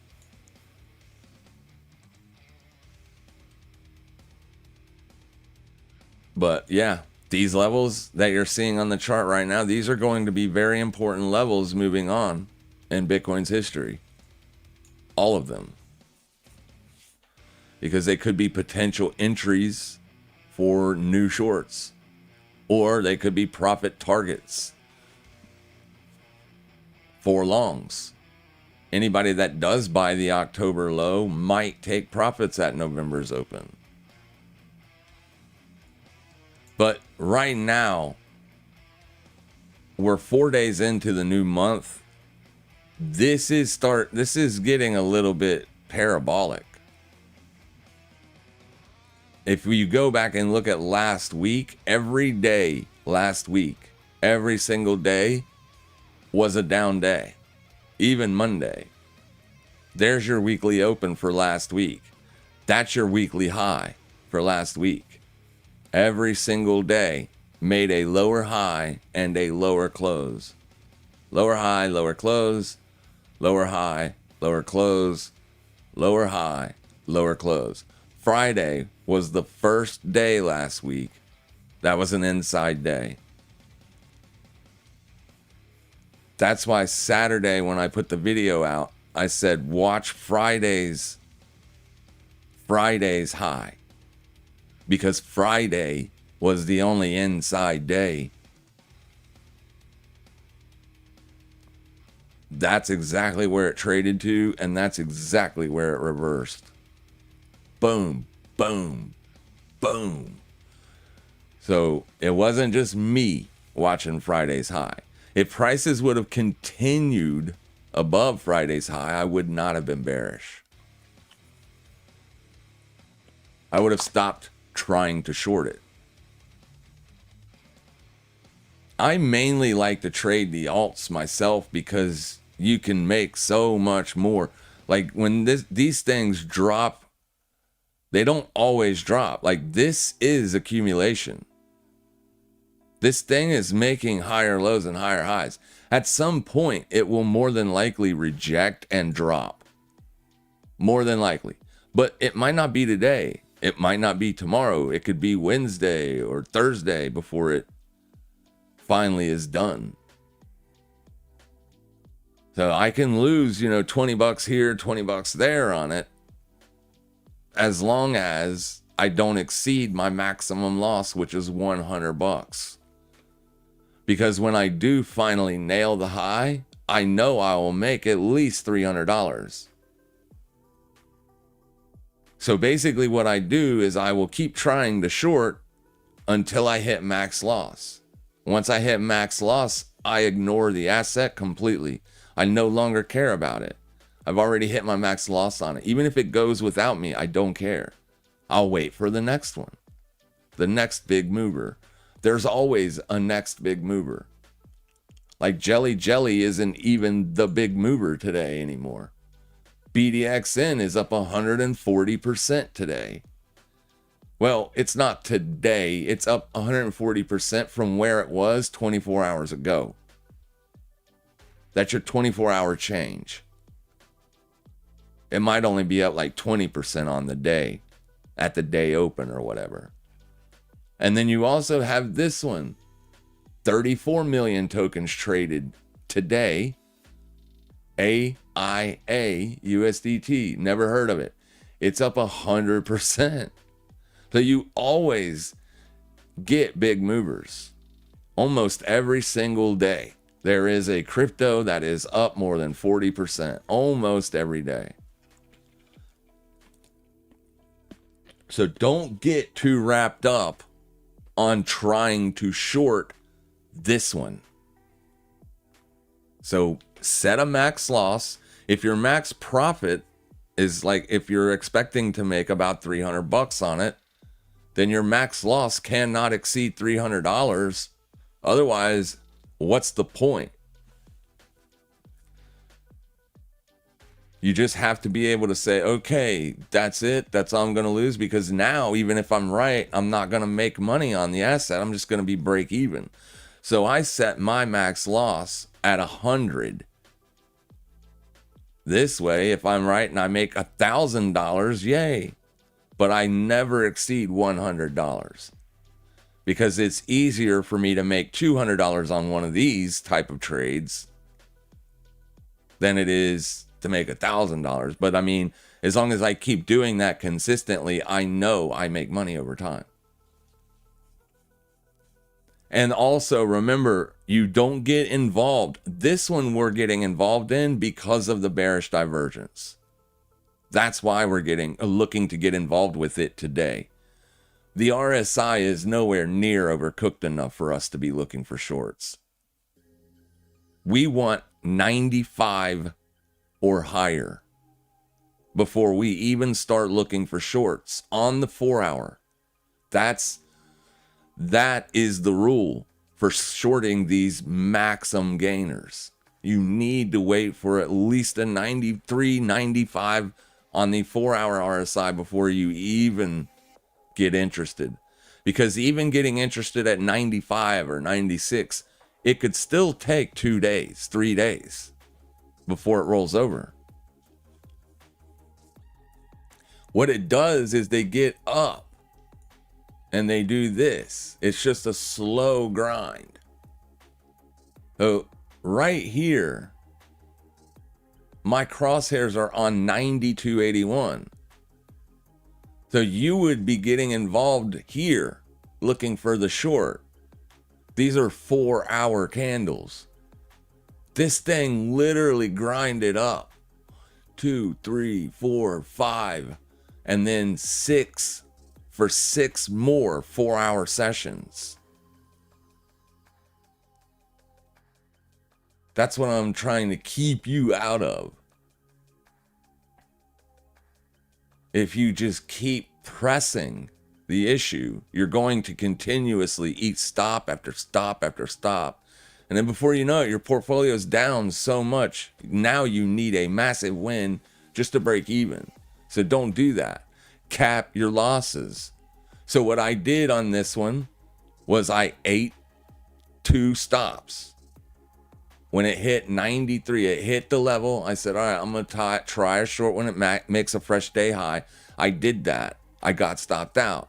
Then I waited for the next 4-hour candle and I tried it again. So I shorted it there. I got stopped out. So then I was done. I did not try another short on it till the next day. So the next day I wake up and this thing dumps. So I mark off 4-hour supply and say, if it comes back up to here, then I can start looking for shorts again. Because it's a whole new day, a whole new $100 risk. And I did that. I shorted it on this 4-hour candle. This session opened, dropped. I took $600 profit, so I made the $100 back. And then I closed 2/3 of the position, left a $98 position size open, and then it dropped and made $1,000. Boom. Okay, I was done with this. More than happy with that. And then here we are yesterday. Yesterday we were doing this, but because the RSI was so low, I'm not getting involved. Don't like it. Wait for the higher high. Wait for the divergent signal. That's your divergent signal. So now if it's going to drop, we want to wait on a fresh day high. Well, we did that. And not only did it push above the fresh day high, it also closed above the fresh day high. So you just saw me get smoked again. So that's 2 stops at $30 a pop. That's $60. I got one more attempt on it. Probably won't even do it. Don't care. I tried. I'm not going to keep throwing money at this. It is what it is. Now, this is the type of reaction I do like to see, though.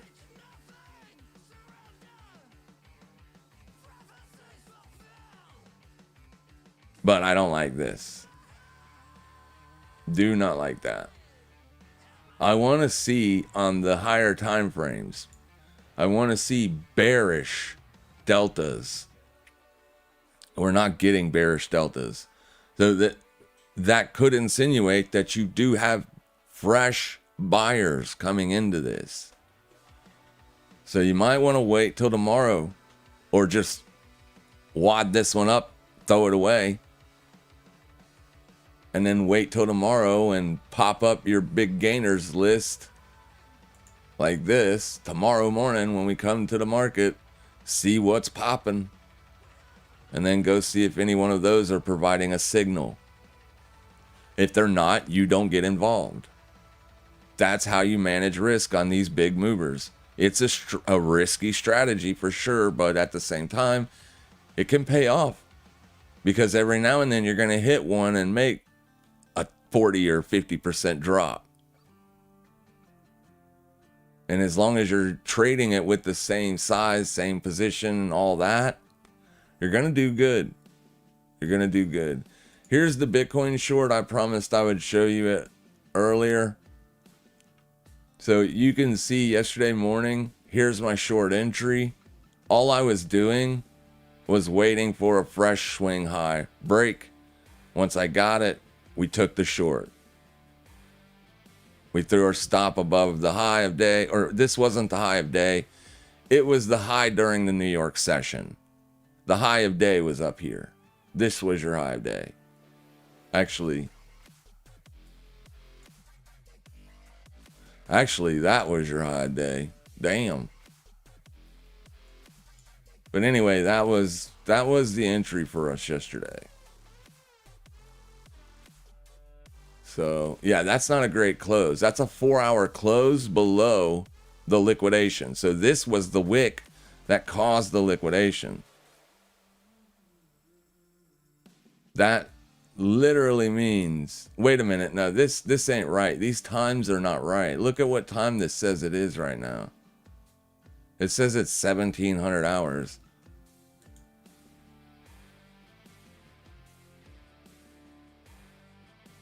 What is going on here, dude?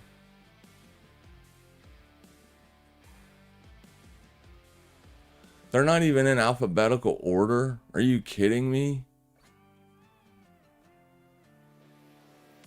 I'm looking for New York. Right there it is. Okay, good. Okay, this was the high of day. Perfect. That's what I thought. Yeah, that was your high of day. We weren't looking for a fresh day high. We were just looking for that. Boom. Short. looking for the breakdown because we just came into a fresh month open. We rejected. The bonk short is on this move right here. I waited for the spike coming into Asia. I shorted bonk. This is just for Bitcoin. Like, I'm okay eating. This is just a hedge. This is not a scalp. This is just a hedge. So I'm not going to take profits on this trade. This is to protect my downside losses. And clearly I need to open it up a lot bigger because that's 1/10 of a Bitcoin.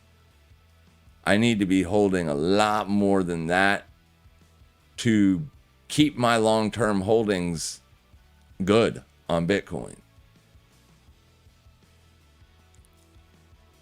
This is to protect my losses. So if Bitcoin continues to dump, my long-term holdings will be affected, but I will make a lot of money on this. And I mean, I don't mean right now. Obviously, I know this is not a lot of money. I mean, if this keeps happening for like 6 months, that's what I'm talking about. Because that's what I did back here in 2022. But everything lined up for the short back then. You had the 4-year cycle model. You had a very high inflation rate. You had the Fed threatening to start hiking interest rates, which is bearish. All the bearish signals were lined up perfect for this. I did the same exact thing, and it was on the inverse swap contract. So instead of getting paid in Tether, this is paying me in Tether. I got paid in Bitcoin. So I just got short, and this is how I accumulated so much Bitcoin, because it didn't just go for like 2 days. It went on for 6 months. 8 months. That's August, September. It went on for a long time. And we nailed the top. Then we nailed a fresh short right here. It was just beautiful. So this down move actually ended up paying me more than the Bitcoin I owned at the time. Now I own a lot of Bitcoin, so I want to protect it. So I'm going to do so by holding a short. The short is a little bit lower than I would have wanted it, but we've been shorting Bonk and Pingu and all those since the highs. Like, we nailed this move on Pingu. We nailed all of that beautifully. We shorted it on a public live stream. Same thing we're doing now. A public live stream. We took the short at the week open right here. So we ended up catching every bit of that downside move. So we have been shorting Bonk, Fartcoin, and Pingu since July. We have been participating in the down move. We haven't missed anything. We typically don't miss anything because we're trading every single day. Every day means we're going to catch highs and we're going to catch lows.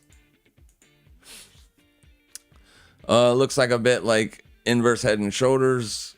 I would say it's more like, yeah, I mean, it is. You can call this any kind of pattern you want to call it. It is a topping pattern. It is a technical sell pattern. Let me make sure that, let me read some of these questions. I don't want to miss anybody's questions.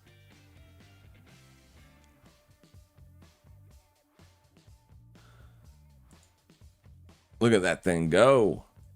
Yeah, it's probably not done yet. I wouldn't even consider it until 30 again if it does. Maybe watch 30. I don't know. It's hard to say where this thing could get so bullish later on today. It could go up another 100%, or just be careful. This thing is getting aggressive. I didn't realize Trump pardoned CZ. I didn't know that either. Are you seeing big aggressive? Oh, No, you're not. News is also a great way to sell into FOMO slowly. Yeah, you can do that. Buy the rumor, sell the news, for sure. If you're trading Bitcoin to make money, you should be selling while it's going up. If you own it, you should be taking profits on the moves higher. Buy low, sell high. There's a guy that I just seen on Twitter earlier that bought Bitcoin. He bought 10,000 Bitcoin when Bitcoin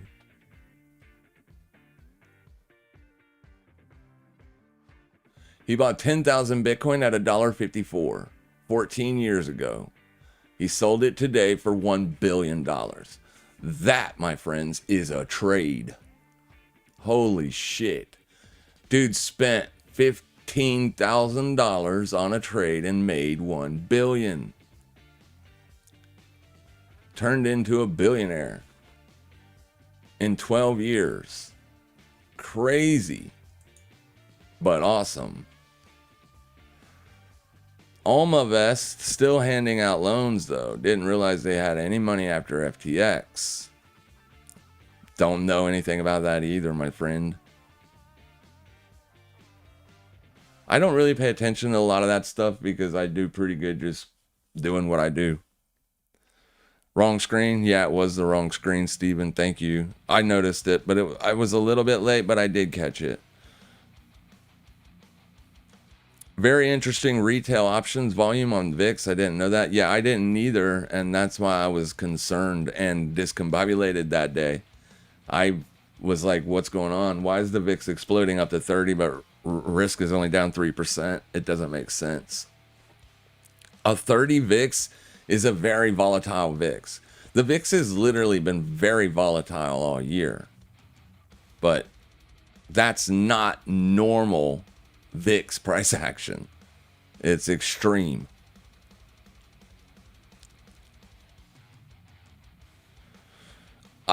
Lunar says if he was the president, he'd be tweeting every time he opened a short or a long. No shame. I mean, I don't know if that's legal, but yeah, I mean, I'm sure they do it. We know for a fact politicians are trading on insider information. We know for a fact they are. It should be illegal. If you are a politician, you should not be allowed to invest, period. And neither should any of your family. There's too much conflict of interest there. The simple, for anybody to say, that sounds like a communist answer. No, it's not communist. Just don't be a politician. You shouldn't go into politics to make money. There should not be a financial incentive to go into politics. It should be because you clearly want to better your country, right? I don't like the way these politicians are running shit, so I'm going to go into politics so I can fix it. There shouldn't be a financial reward for going into politics, but yet we see it consistently all the time. I'm not going to mention any names, but when you are a bartender, your entire life or your adult life is a bartender, your annual salary is what, say 15 to 25K, not counting tips, just yearly salary, 15 to 25K. How is it that you get elected and are now a multimillionaire and you've been in politics for 4 years? Clearly, there is a financial incentive to becoming a politician. It shouldn't be so. Because not only are these people going in there and making money doing it, they are also destroying the country. They are. They have been since Clinton. And I say Clinton because he was the last president to leave office with the country not being in debt. He was a very good physical spending president. Everybody after that, Bush, 10 trillion. Obama, 10 trillion. Trump, 4 trillion. Biden, 8 trillion. Trump, another 4 trillion. That's debt they're adding to the balance sheet each and every time. That's ridiculous. They are destroying the country, regardless of your politics. Just looking at the debt, you should be concerned. They are spending like crazy, and they're all getting rich doing it. They're saying rules for you, but not for them. You should be concerned. I don't care what side of the political aisle you are on. You should be concerned about just that. Nancy Pelosi tracker. I'm subscribed to that account. It's insane. Oh, it's not Nancy. It's her husband. It's her. You know what I mean? It's her, dude. That would be like saying, I'm not making money trading. It's my girlfriend that's doing it. Yeah, she might be placing the trades, but I'm the one calling them out. It's her. It should be illegal. That's just my opinion.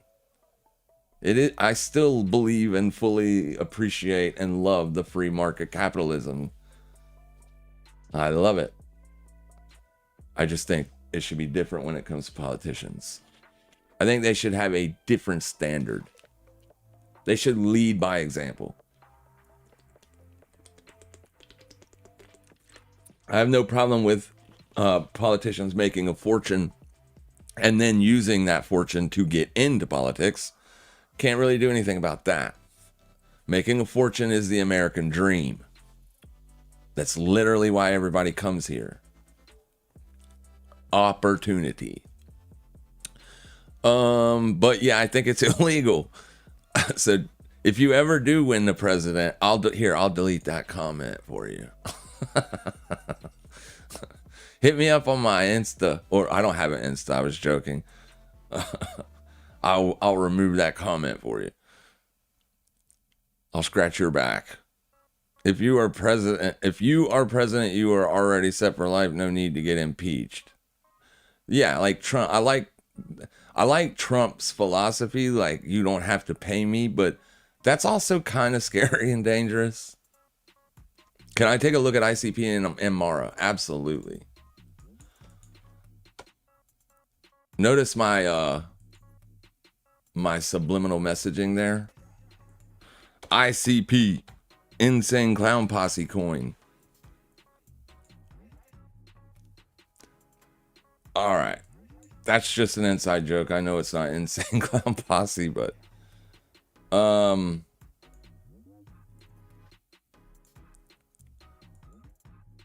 it is exploding to the upside. So Internet Computer Token is doing some good things here today. I don't understand why.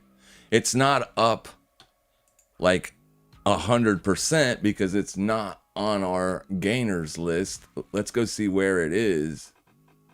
It's in the top 5 spot. Wow.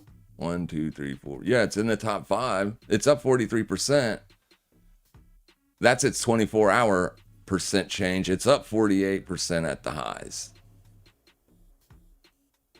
So it's up. It's up big. It's into potential resistance here. Obviously, if Bitcoin continues to rock and roll to the downside, I would assume this thing is going to get smoked. I don't know when, because it's obviously rocking and rolling on a short squeeze here. So it could be days or even weeks before it runs out of steam. But I mean, I do like it enough to keep it on watch. I just need to be able to short it at an objective price point. There's 2 right here. Boom, boom. So we'll keep an eye on these and just see what it does later today. But it looks like it just started to short squeeze on Saturday.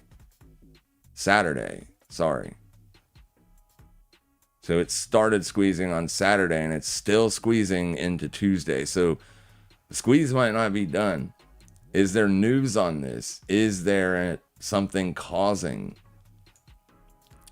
October 22nd is the last time this had news. But that doesn't necessarily mean that there isn't any news out there on it. There could be some news on Twitter or on X.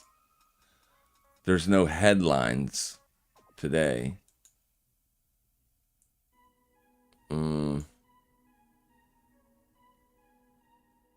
Yeah, I mean, keep an eye on it. It is absolutely rocking and rolling.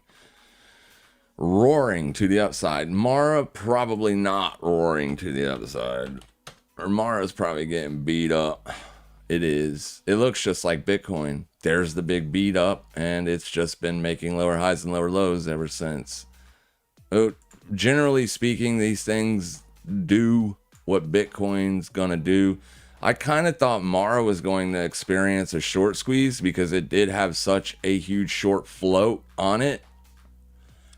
I guess it didn't get to high enough prices to cause that short squeeze to fire up.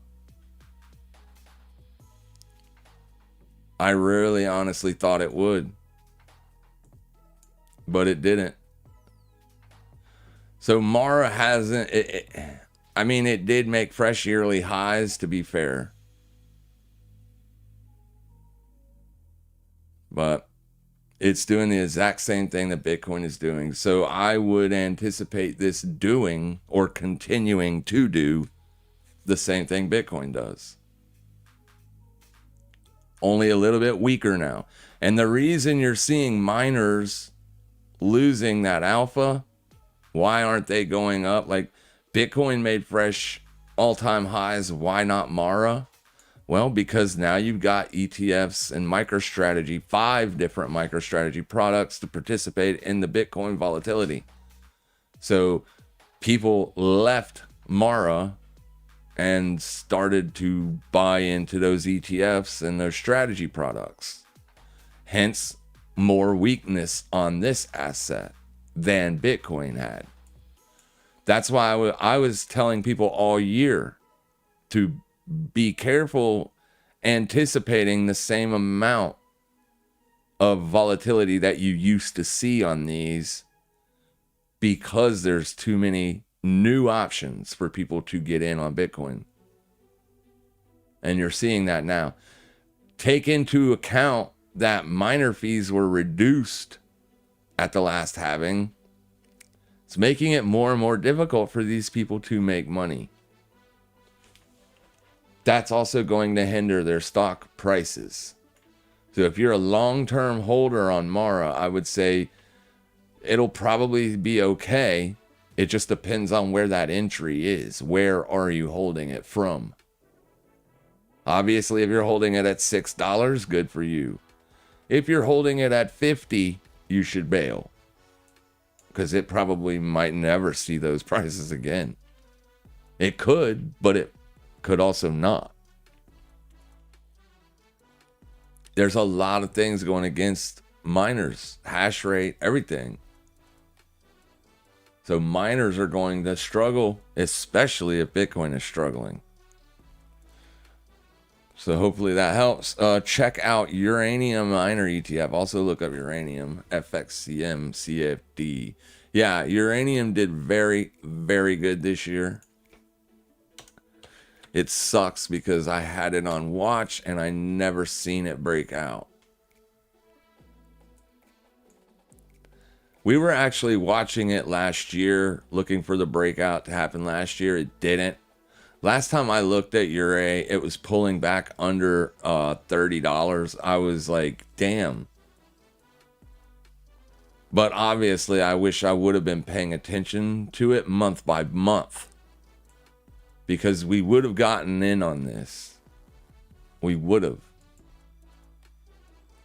It's not a matter of hindsight or cherry picking. We would have absolutely been in on this. If we didn't get involved in April or May, we would have in June. Yeah, it's exploding, but all metals, all precious metals did good this year. All of them. Gold wasn't the darling. I don't remember which ones beat gold, but some of them were much more than gold was this year. I mean, uranium, URA tracks your uranium, the uranium FXCMCFD. It's going to look identical to this, but I'll pull it up.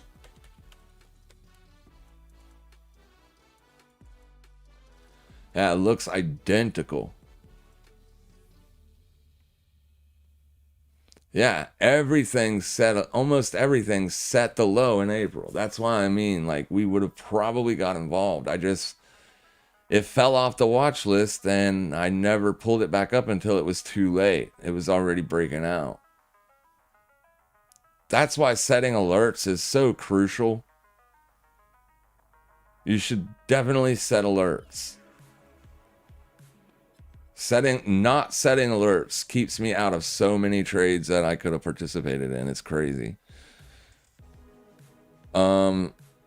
Yeah, it's ripping. It has been ripping. It's pulling back now, but I wouldn't want to get involved in uranium unless it went into like a 3-month or 4-month range. I definitely don't want to be a buyer on the first month pullback. Even though it is testing last month's midpoint, it literally could find support here. But this asset usually trades pretty choppy anyways. So this it could be done for a little while. Then again, who knows, right? If gold continues to rip and rally, maybe uranium does too.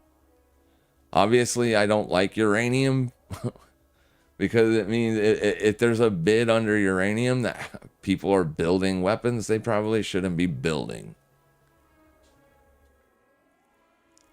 IHS was on Jelly, you're late. Yeah, I know I'm late. These comments were not here. They just popped up. I don't know why that happens on YouTube, but I was at the bottom of the comments and the last comment I saw was Waka Chakas. And I was scrolling down, nothing was happening. And then boom, all of a sudden, all these new comments. That's not my fault. And the speed test was good this morning before we went live. Golden. That's more than fast enough to maintain a good stream on YouTube. So don't know what happened there. But yeah, this thing did good. iBit trust coming to a support level. Trump tweet could send it. Yeah, let's go look at iBit. Here, I'll just pull it up this way instead of finding the damn watch list. iBit is my favorite to trade. It's coming to an old monthly swing or an old monthly resistance. It could act as support. You might get a deeper push. So I would pay attention to these two levels, 57.71 and 56.63. At either one of those, I could potentially be a buyer if price starts to build in support there, or if you do get a sizable rally from there. But Bitcoin is currently trending lower today. They're on day lows. So that means you liquidated the low that was put in at the New York session open. And you're pushing. Risk markets still bounced. VIX is down to 1820. So Bitcoin looks different than risk markets do. Gold is also pulling back slightly hard today, but nowhere near as brutal as Bitcoin is. Bitcoin is down almost 4% now. This is a pretty nasty sell-off. And I'm more than okay with holding it short. and bonk short, but the bonk short isn't really making money. It's not trending down. Bonk didn't give me a high enough, and neither did Pingu or Fartcoin. Fartcoin we were actually watching for the bounce yesterday to see if it was going to, so I did eat a stop there. Yesterday, I was watching right there. Wait, no, I was not. I lied. Down here. Down here we were watching to see if it could hold, and it didn't. But if I could get a big enough bounce, I could sell into these again. Or maybe not these, maybe Zcash. Like, I'm not done with Zcash. I'm just not taking the trade today. Because today, it's already pulled back. Do you see what I mean? But, I mean, it's almost a bearish engulfing on the day. So chances are, you're not going to get another shot at it up there. But you might get a shot at it tomorrow, right here. Or just a little bit higher than that. Maybe. We'll have to see how it plays out. You're still trading inside the previous 4-hour candles range. So you're just choppy on the intraday, on the 5-minute. There's no point in looking at the 5-minute. All right, you're not trending. You will be trending if you get under 3072. But as of right now, you're just a choppy mess. Near the lows. But tomorrow, or later today, tomorrow, or the next day, we might get an opportunity on Zcash to sell it. And this one is a prime candidate to look for a short, as it is on the highs. Right now, there's also a level we can pay attention to. So right here,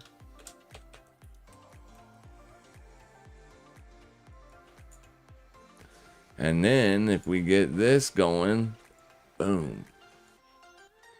Now we're golden.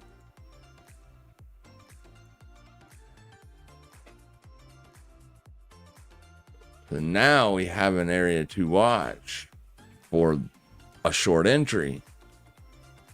But maybe not today. It might be tomorrow.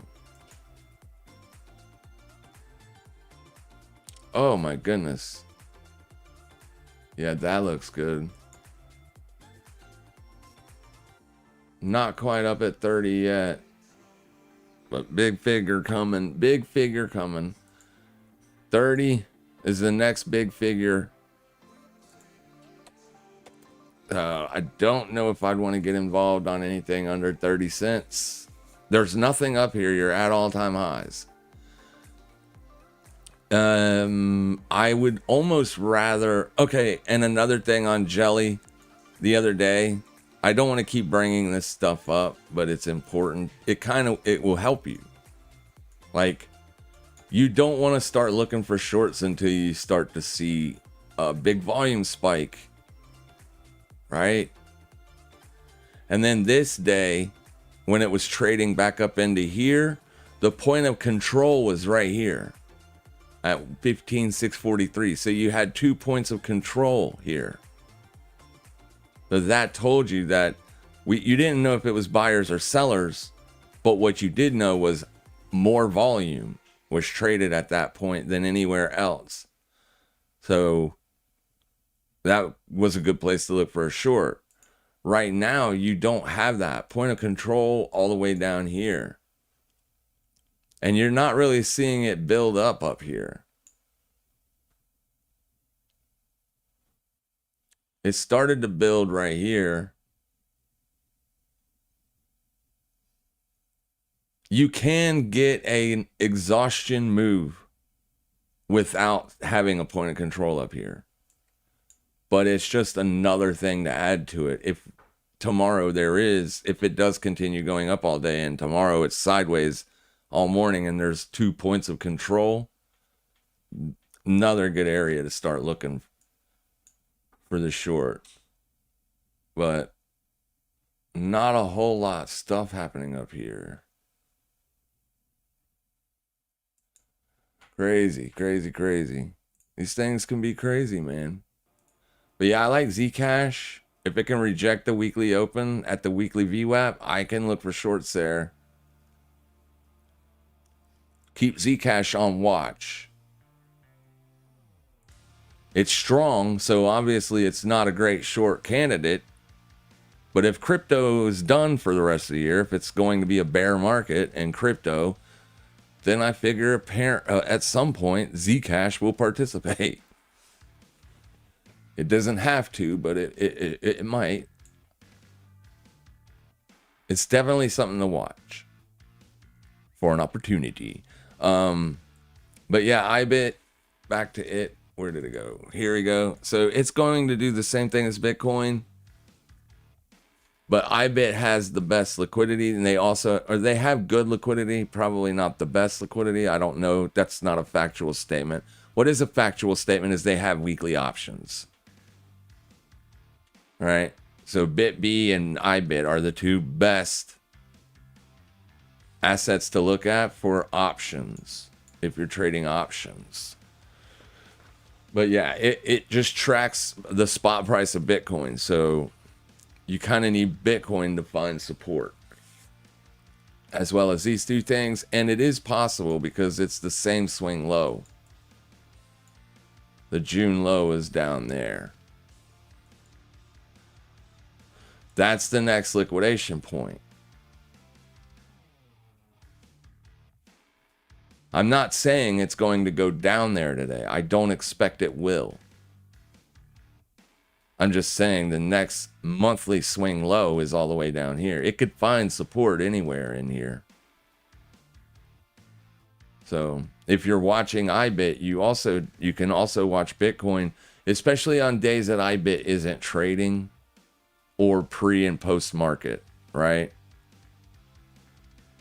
It just tracks the Bitcoin. The Bitcoin. I'm not running for office. No. Not happening. Total 3 coming to an important support level. Yeah, I seen that as well yesterday, but it broke the level that I was watching. Total 3. There was a weekly swing high trend line, but it's trading under that right now. Buy high, sell low. Yo, I hope it will go down to 85K and stay for like a year waiting to buy a low price. It could happen. Absolutely. I don't think it's going to get down there anytime soon, but it could absolutely get down there. Your yearly open is setting at 93. So 88 isn't that far away at that point. I don't want it to get down there, but it could get down there. I think the best price to be like a long-term buyer on Bitcoin is going to be your weekly 200 or your weekly oversold on the RSI. Those are both pretty decent areas. You don't want to buy on the first tag of RSI for oversold RSI, because it's like if there's risk off in the marketplace, you could see a much deeper push. But at the same time, you can start adding to your long-term holdings there without leverage, right? Just building a position. It has been historically the best place to buy Bitcoin. Every single time. Not right at the time. Like I said, you typically get another week or maybe even 2 of a deeper push. But still, if you're averaging in on your Bitcoin longs when you get oversold readings on the weekly chart, that had you buying at what? We'll call it $3,000. Then it had you buying again at $20,000. Oh, that bumped your cost basis up massively. to about 13, maybe, depending on what you did, but still. And then that's been it. That's like literally been it.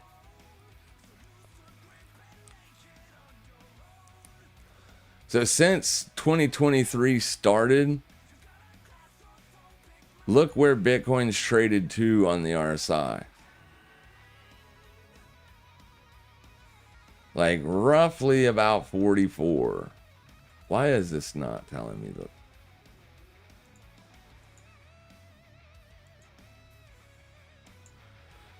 So maybe watch once you get down into 43 or 40 might be a decent place, right? If it does continue to go down. It has been the last 2 years. It doesn't mean it will hold there, but I'm sure a lot of people have trend lines on this thing and all kinds of stuff to mitigate when to be a buyer. Well, shit, on log, that trend line doesn't even work. Damn, on log, you don't have a trend line. I guess if you use this one and this one, you do. That's your last trend line on log. And that's, wow. Maybe.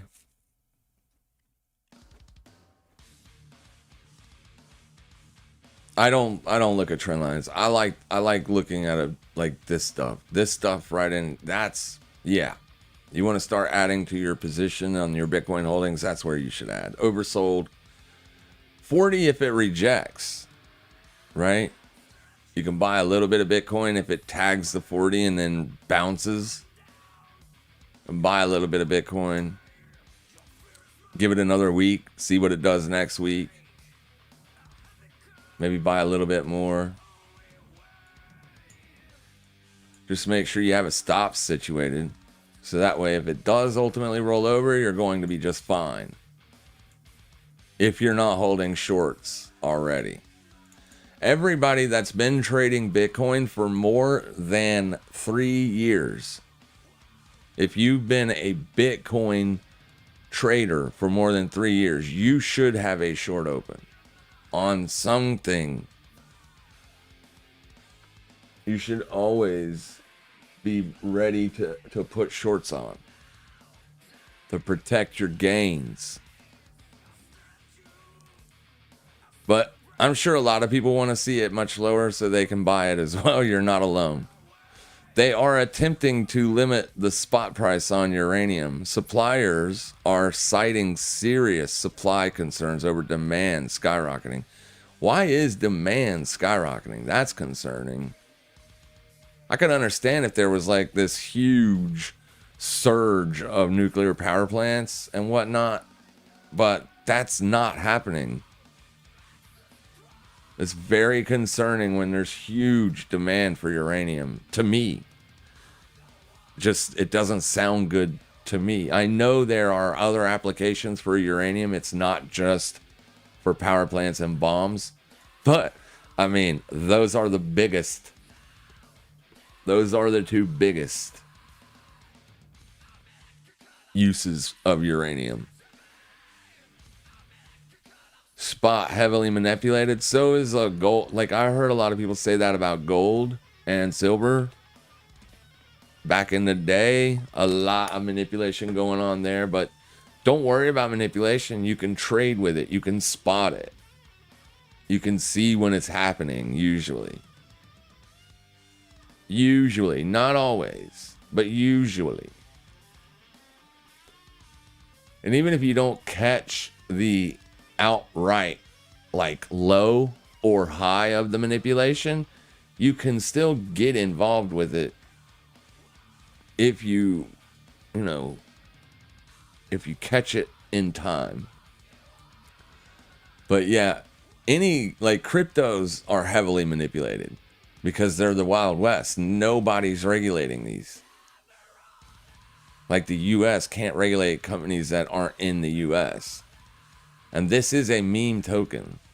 It is trading for, it was trading for like 8 cents just the other day. So it's just had a massive explosion in volatility. A short squeeze, if you will. Now that the short squeeze is happening, you got to be very careful about shorting it because it can go on for a while. But obviously it's being manipulated. Obviously. It could just be a massive short squeeze, but there's also some manipulation there. But this, I mean, this is crazy. This looks like fresh demand.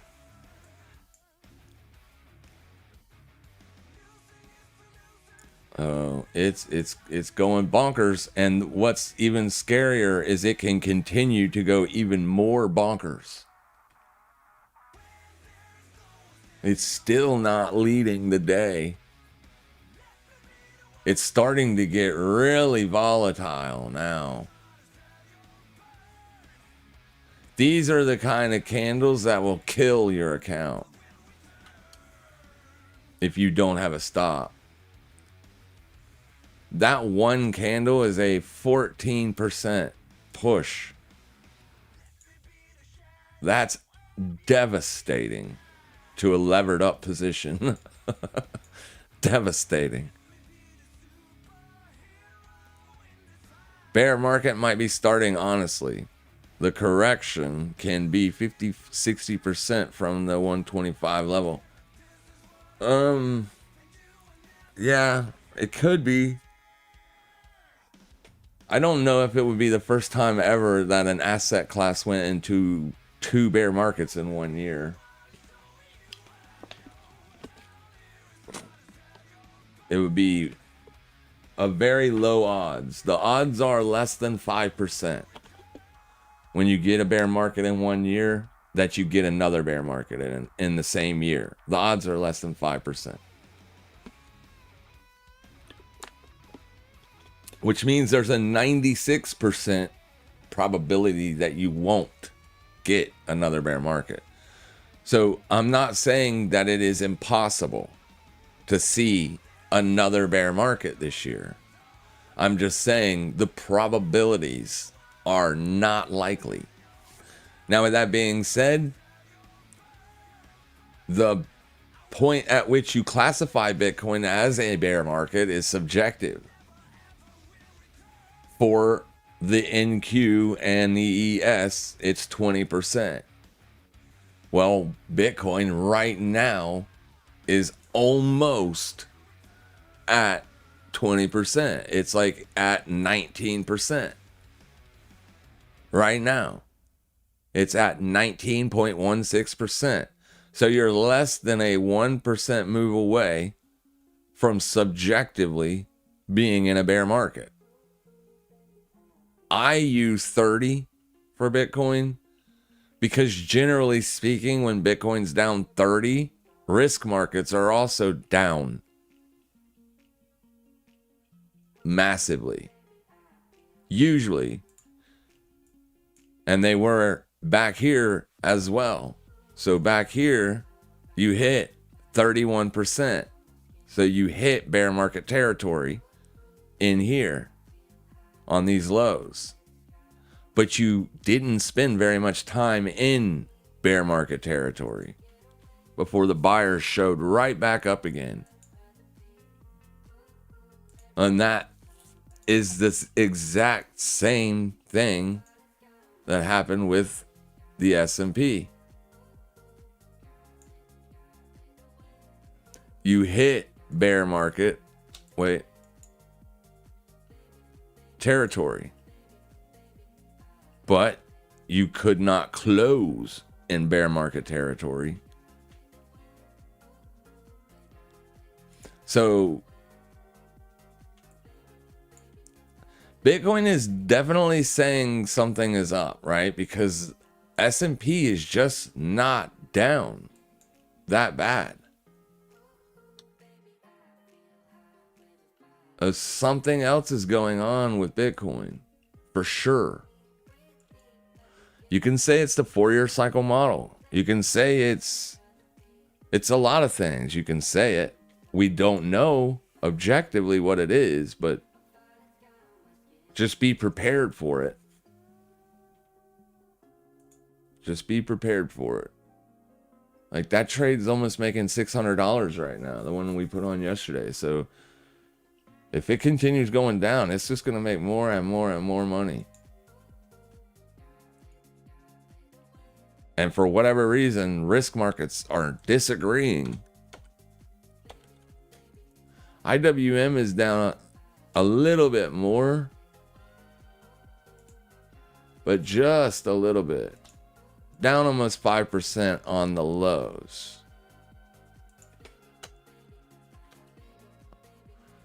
And the NDX, the NQ,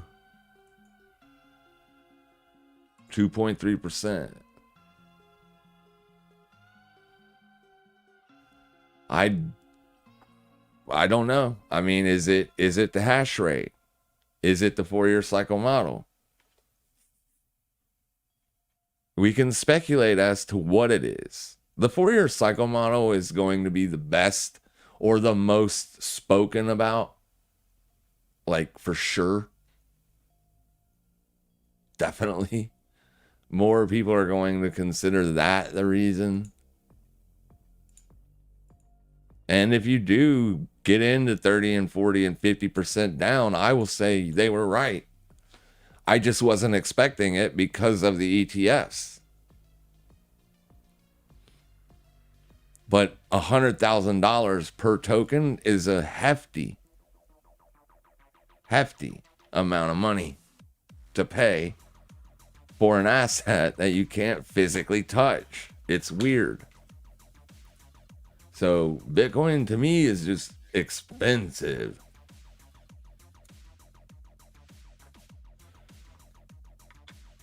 And also long-term hodler supply is probably going lower. We can check that maybe. Let's see, long-term hodler supply. Yeah, I mean, it's been long-term hodler supply has been struggling.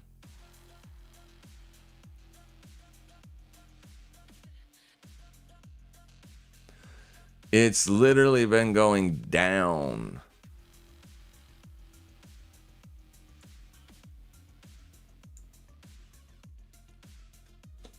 But this is enough for me right here to say, yeah, we're seeing profit taking happening here.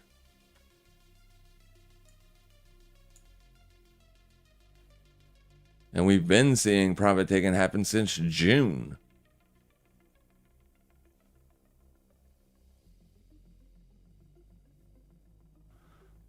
So this is kind of a leading indicator here. When long-term hodler supply starts to spike, you know the lows are pretty close.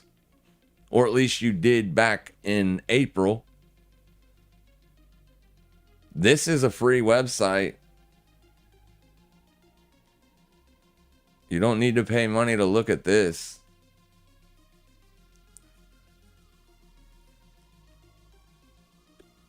These are the people that generally are making money trading Bitcoin, your long-term hodlers. Those are the ones you want to focus on. And it's been going down. So there's a lot. I can make a lot of reasons why holding a short right now is a good trade on Bitcoin.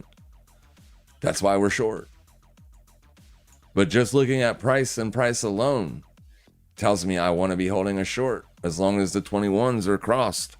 The daily and the daily and weekly, I want to be short. I don't want to be long or just long. I want to be both.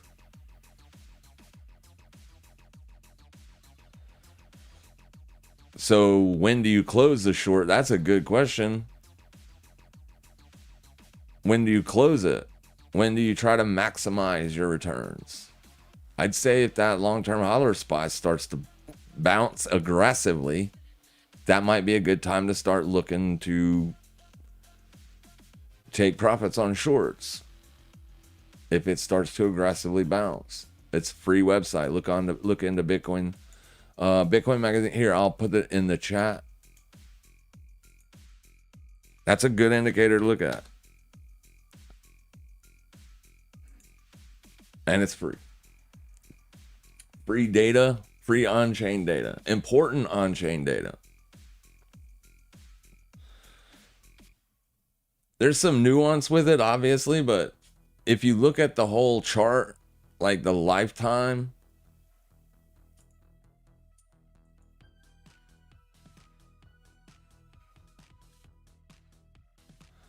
it hasn't been a perfect indicator because they started selling in January 2017 and the bull market ran for a solid year. So it's not like a perfect indicator.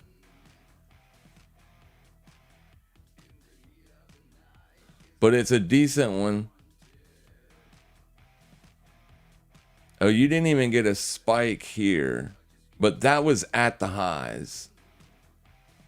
Let's just focus on this stuff right in here. Just this cycle.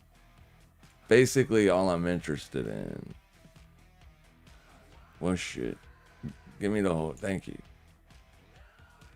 Now we can go from here. There.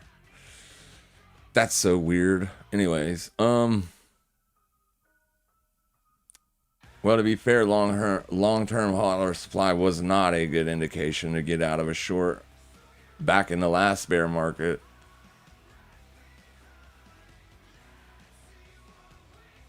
It absolutely was a good call here. It absolutely was a fantastic. Bitcoin did go on to make fresh lows. So that long-term hodler supply started to bounce right in here. So Bitcoin did go on to make fresh bear market lows, but that was it. That was the last one. Oh, if I would have shorted it and then sold it here, I would be absolutely fine with that. Damn, man, it's going. It's going.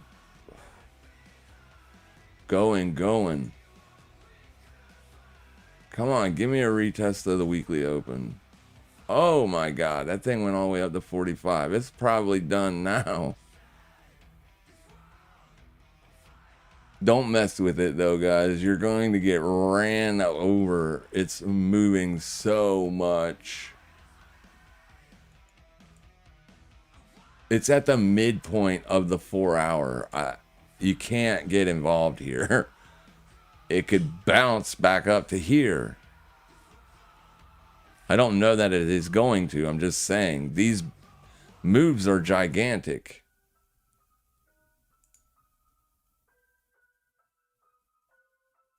Huge.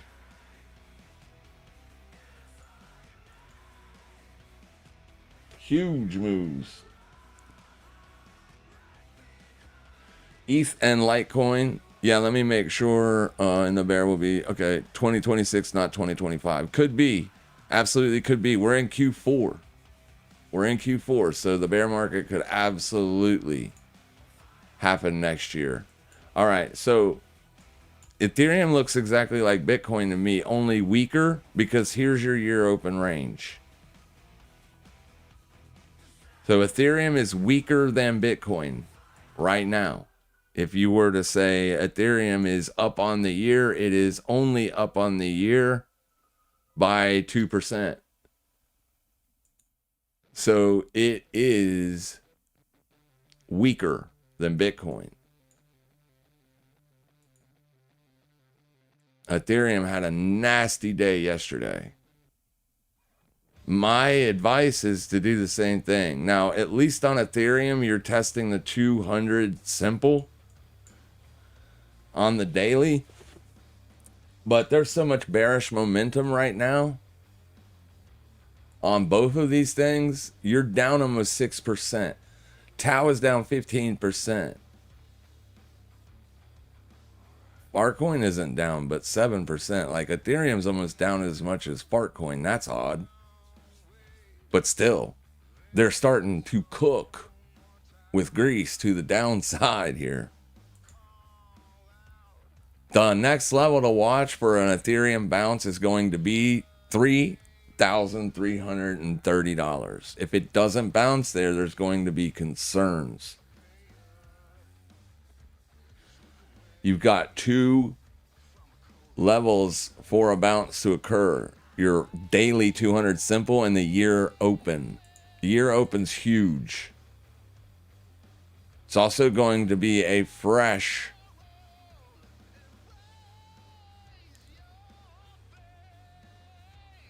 it's going to be, let's see. It's going to be a fresh, almost 5-month low, fresh 4-month low. So most of your near-term leveraged longs have already been smoked. Let's be honest. So that'll be a big level for Ethereum. A big level for Ethereum. 3330. That'll be my line in the sand. I'll get all out bearish below that. I am already pretty much all out bearish because you're trading under the weekly 21. So this isn't a good look for ETH. The daily 21 hasn't crossed the weekly 21 just yet, but it's getting closer and closer, and with today's close, it's likely to. If it closes down here. So in that aspect, it's not as weak as Bitcoin, but as far as yearly gains are concerned, it is. Your year percent return is much worse. And then Litecoin.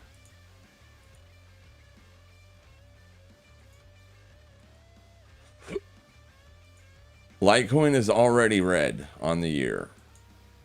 Litecoin is already a bearish on the year.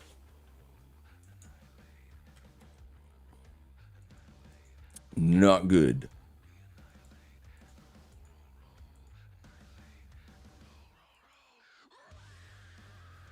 Yeah, Litecoin is bearish on the year. You're into potential monthly support, but I need to see Bitcoin bounce before I can get interested in being a support buyer on Ethereum or on Litecoin. If it can hold this area for the next couple days, then maybe. At least it's not down as much as Bitcoin is. Like it, yesterday is massive on Litecoin. Today it's only down 2. But it might start cascading lower after it gets below 84.38.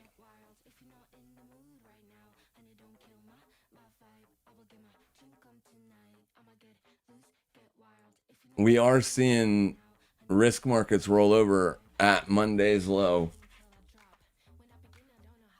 The risk markets tagged Monday's low and they have rolled over and they are pushing, but they're not, it's not near day lows yet. So all the markets look bad right now. Dollar's still pushing up on the highs. Dollar is still up on the day, up near the highs.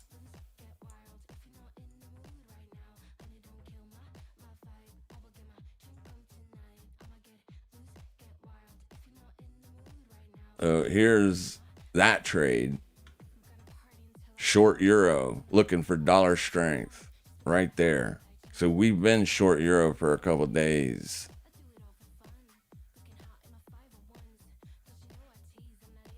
Oh, we saw the move coming. We were prepared for this. Look at it go, man.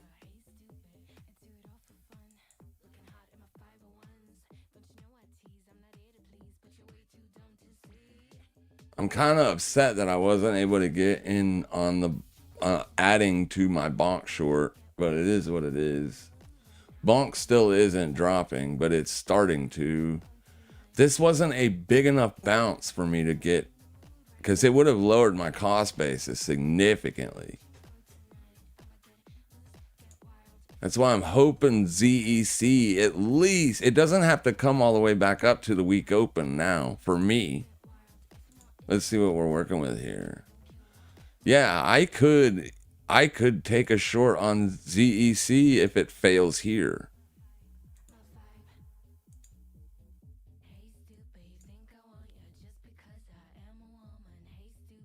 But I need to see that failure happen. Yeah. We'll see what it does. Week open would be a better place for the short. Maybe even a little higher. If it spikes up through that, don't be looking to put the short on. Just keep it on watch. If it slowly migrates up, pushes into that, and then rolls over, you can take a shot at it. Because with Bitcoin dropping like it is, if it continues to drop like that, I figure a lot of these big movers are going to start feeling that pressure. Like, this is nasty. This is nasty. That short's making almost $700. That short was only making $300 earlier. It's making like $700 now. Doing good. No point in closing it. Jewelry Affair says it's not looking good. It's not. Not for long onlys. Not looking good at all. For those of us that are short, it looks fantastic.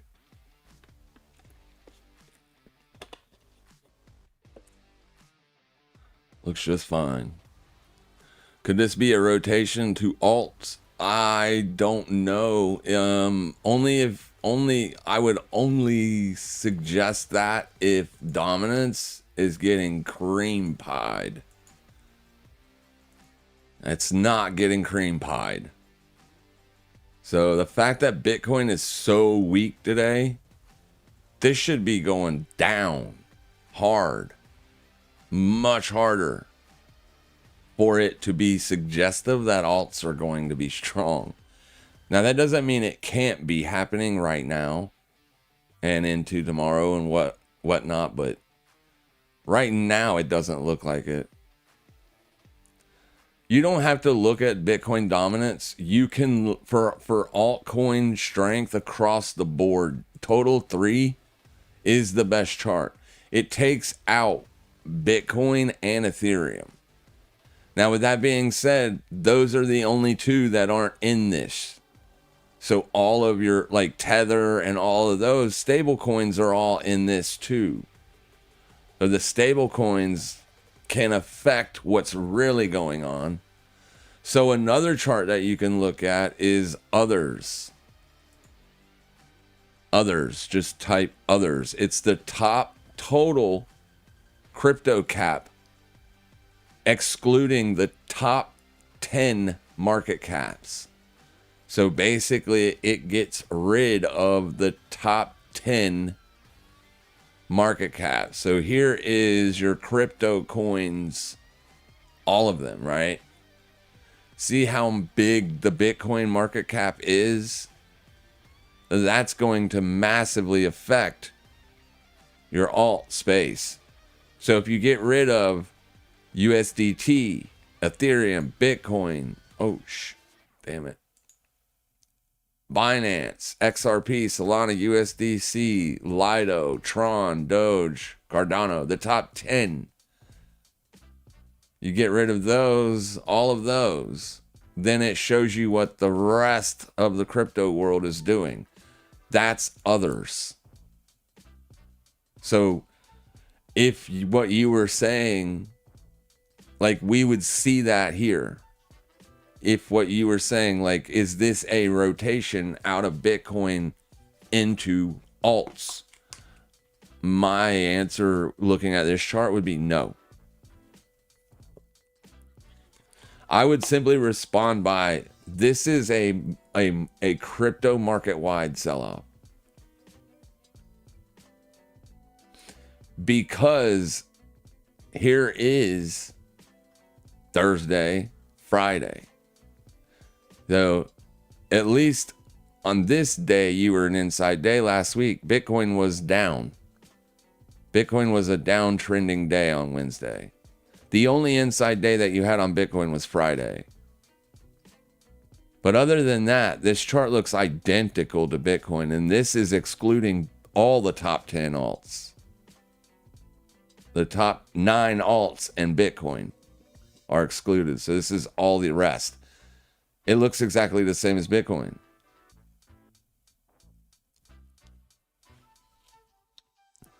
Is it down as much on the week? It's down 13%. Crypto market as a whole is down. It doesn't look like a rotation play. Also, an area of support. There's a lot of monthly closes in here and a few swing lows. This is like a monthly support you would want to see hold, because it caught that low and this low got front ran. It even held this low. Now this is a monthly chart, so you won't know until 26 days when you get the close of this candle.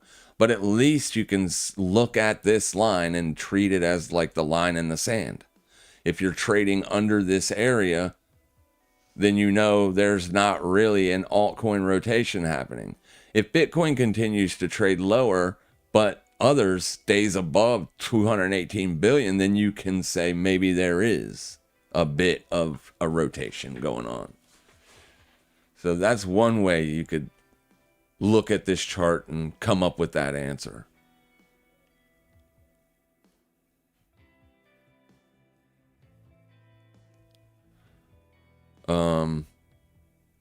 Yeah, alts aren't looking great. If Bitcoin somehow bounces at 97K, alts will still bleed to Bitcoin, and if it doesn't hold 97, say goodbye to your positions.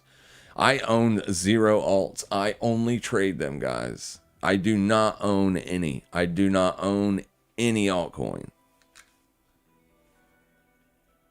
None of them. On my week's platform, somehow, I guess I got a lot of them. I got a lot of alts by airdrops and whatnot.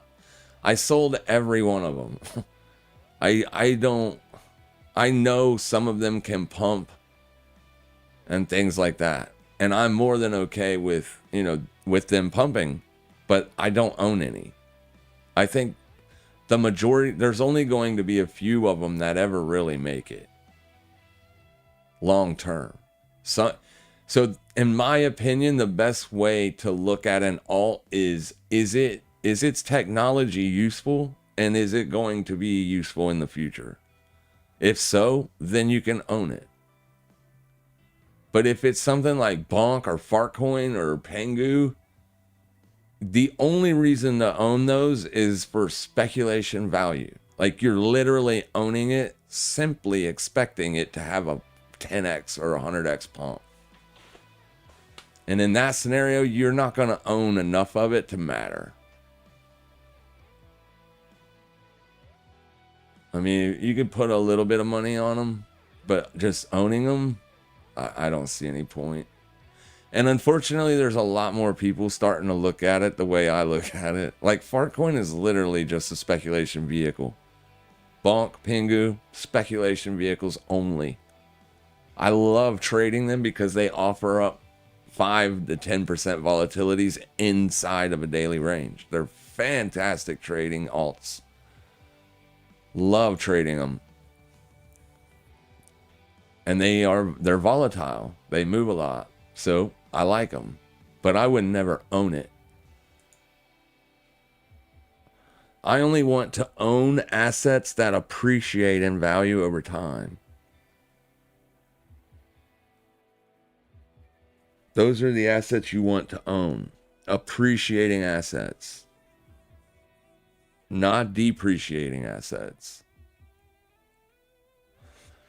Wes says, remember I said June's low, 98K? Yeah. I mean, this is a fresh breakdown. This is a legit breakdown. You are breaking down with momentum. You're breaking down. June's low is the next low. It's literally the next one. Now, I'm sure you could find a weekly support. You're into weekly support here. We don't know where it's going to bounce, even if it is going to bounce. This is a nasty, nasty candle. From high to low, you're down almost 10%, and today is just Tuesday. Ugh. This could get nasty. I don't think it will, but it could.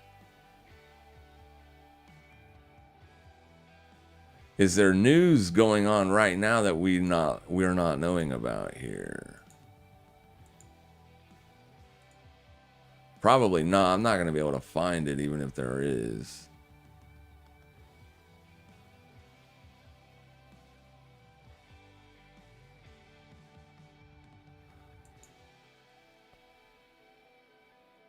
Thought that was a good DCA at the time. It was at the time. It was a good DCA. If you took profits, you're trending now, brother. It's trending now. It was in a multi-month range. It isn't anymore. So if it stays like that, guys, just keep in mind it can continue. The downside can continue. There are a bunch of levels that you can look at and try to to anticipate where support might show up. You can do that. It's fine. But keep in mind you're doing something now that you haven't been able to do for multiple months, and that's breakdown. You are breaking down. Objectively, you are no longer range bound. And to be honest, monthly support at this point, this candle is well below the midpoint of that. It's trying to make July's low the midpoint of this candle. Just a little bit lower, and it will be legit. That's nasty. That's a bigger move than this move. So if you move that,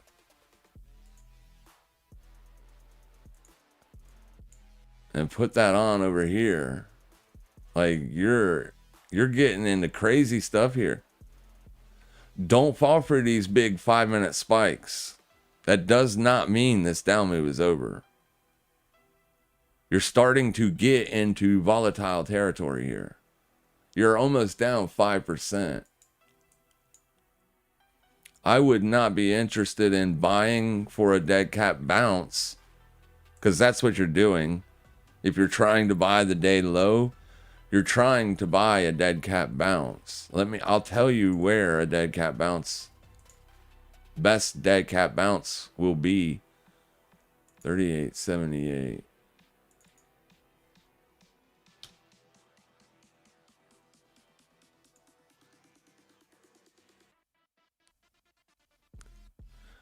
Oh, you can start looking for a dead cat bounce at June's low.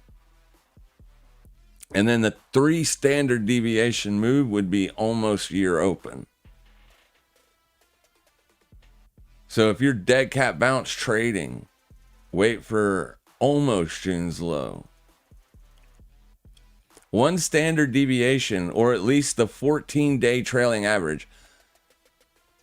Now, I'll tell you what, how many days is this? Because that will negatively affect. It's not even being calculated. Okay. Never mind. Yeah. That would be a 2 standard deviation move here. 3 standard deviations down here.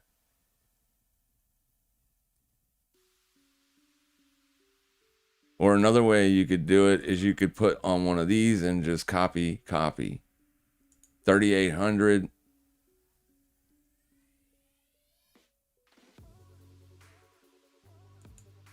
Clone.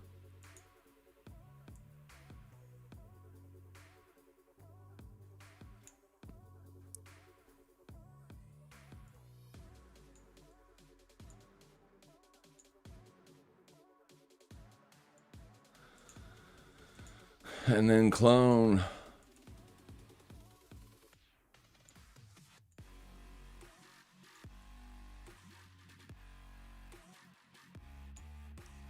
So 3 standard deviations is 95K. I'd be willing to buy Bitcoin at 95K for a bounce today. For the dead cat bounce. Or at the second standard deviation. Which was right in here, right? Crazy. It's moving.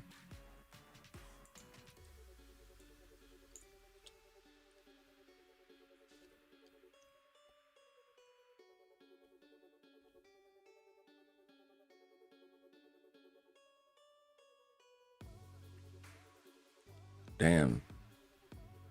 That is the open.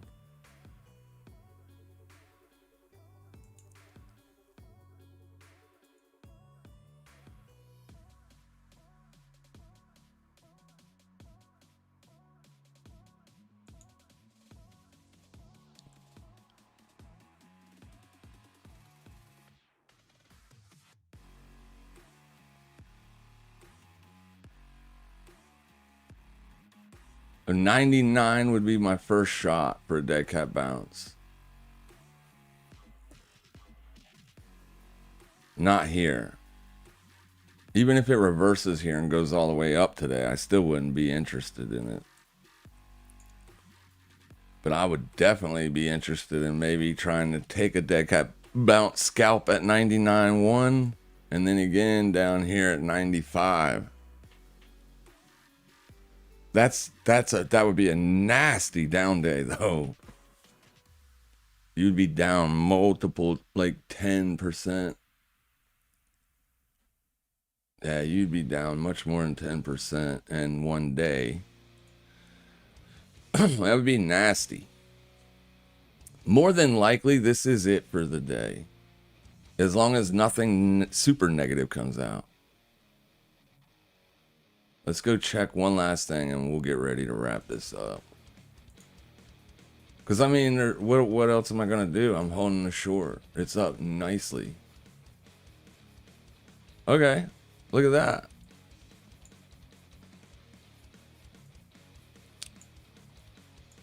Not much down here as far as liquidity goes. It could bounce here. Where it is right now. That's a 3-month liquidity chart. If it keeps pushing down, then you're seeing a lot of selling based on fear.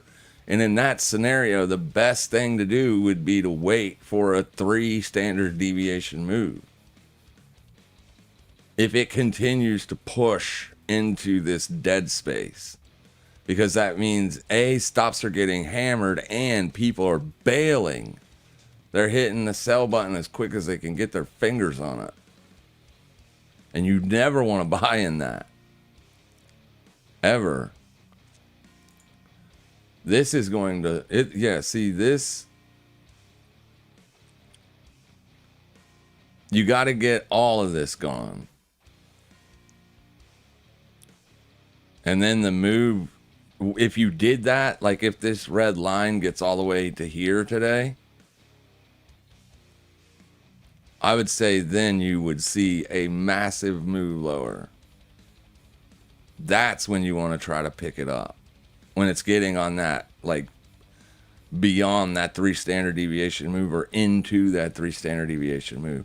Just make sure you're doing it with a small position size, very small leverage, because all you're looking for is a retrace back up. That's it.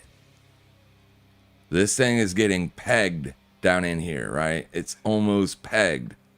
So you could still see a flash. Boom, boom. But then it will start to slowly move back in this direction. And you could make a few percent on a bounce. It's getting pretty bad. Getting pretty bad. So we'll mark that.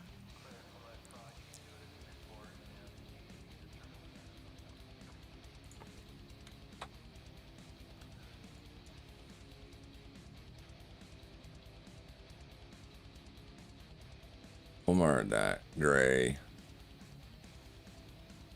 And we'll mark this gray.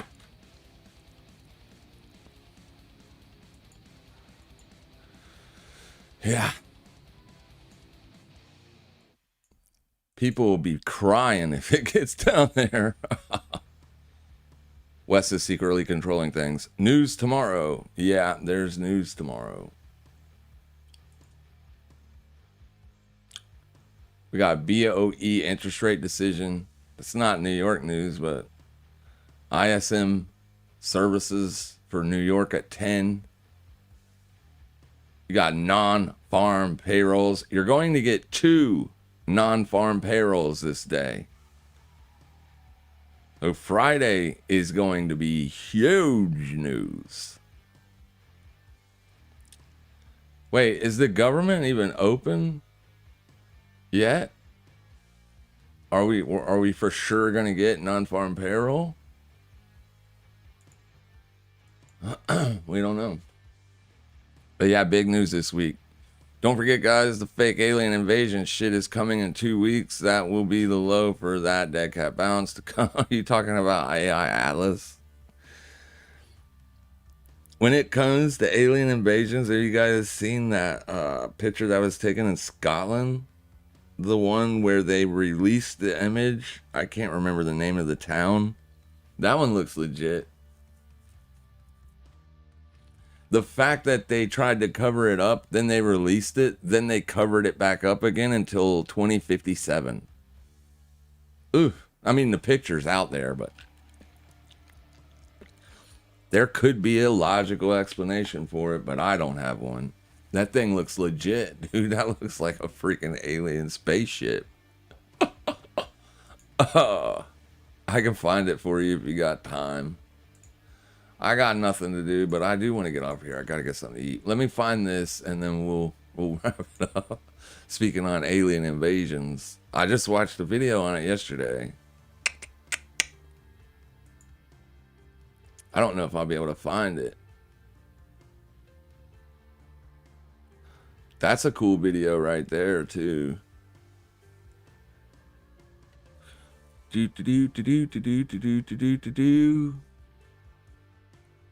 Giving you guys a look at my personality. This isn't good. I'm just kidding. I don't see it.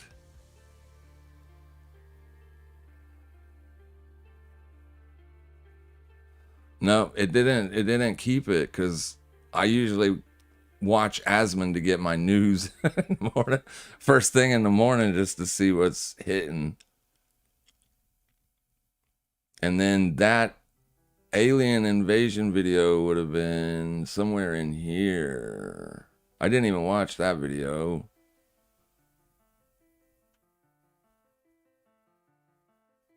Right here. This is it. There it is.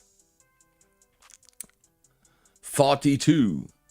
Hey, 42 here. Hi, 42. This picture, bro. Now, we got. Why are you still suffering to hit your protein goals? Factor with meals packing. UFO. That looks legit, bro. There's a freaking airplane behind it. They could find no editing stuff or anything like that in this. So they were concerned about this photo as well. Now, this can't be US tech. They got all the photos. This plane goes boom. Then the next snap, it's here. The next snap, it's over here. And the next snap, it's like over here. So this thing is just sitting there. So even if it is US tech, because that was because the video, if you can watch it, I won't mess it up for you, but it's a good video. If this is US tech, this is beyond anything I've ever seen in the US military. And where did you figure that out? Like, yeah, I guess if we could see if it was like blasting dirt up from the ground, but they said it's like 750 meters in the air.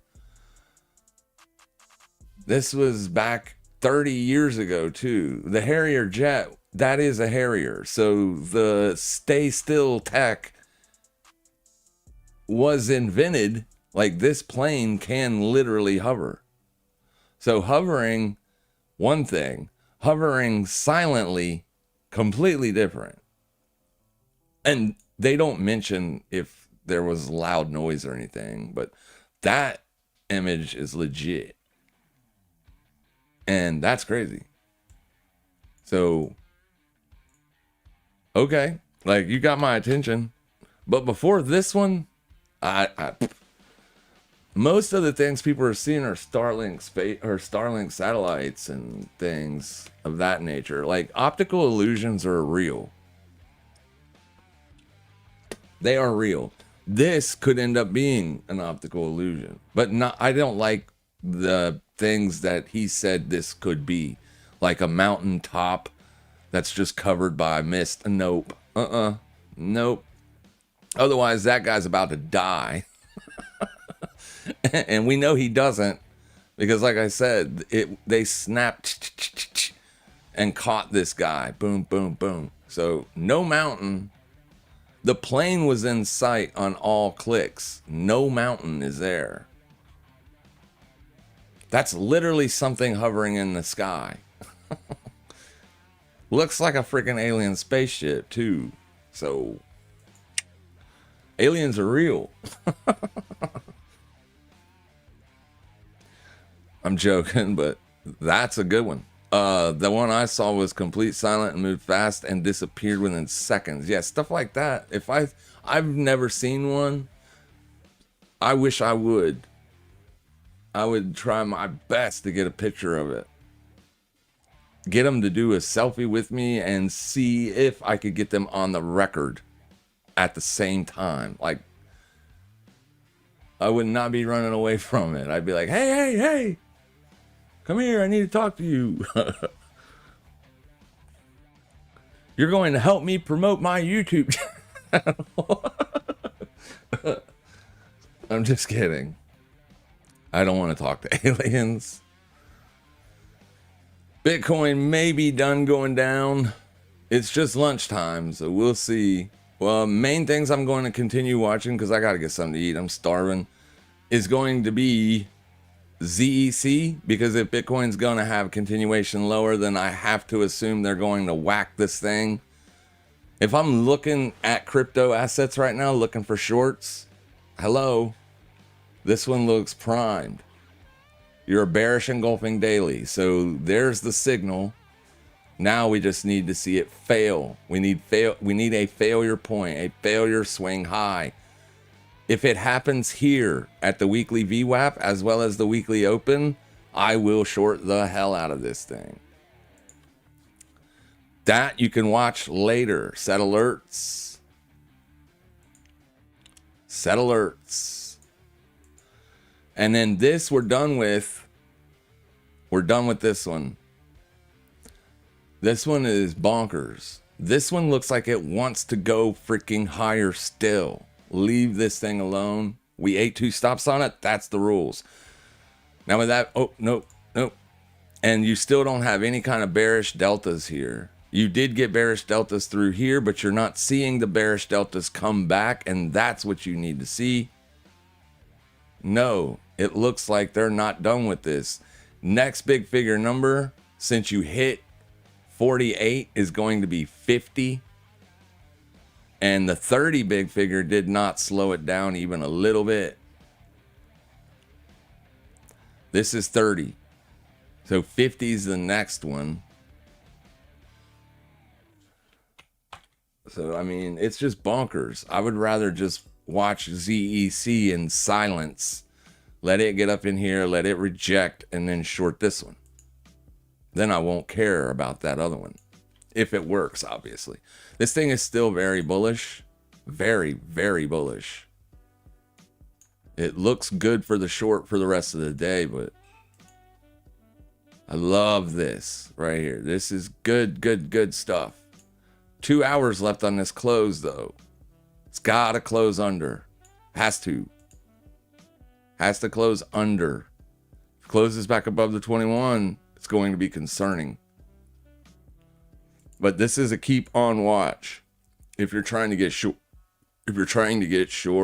something. And that's all I got.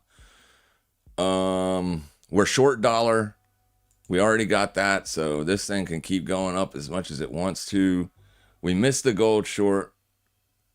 We're short bonk and we're short Bitcoin. So we pretty much got positions on things that are going to just make more money if things keep rolling over. So we're looking to put a new position on ZEC. You guys have a fantastic rest of your day. If you're new here, make sure you subscribe. Hit the like button. Do all that good stuff for me. I appreciate you.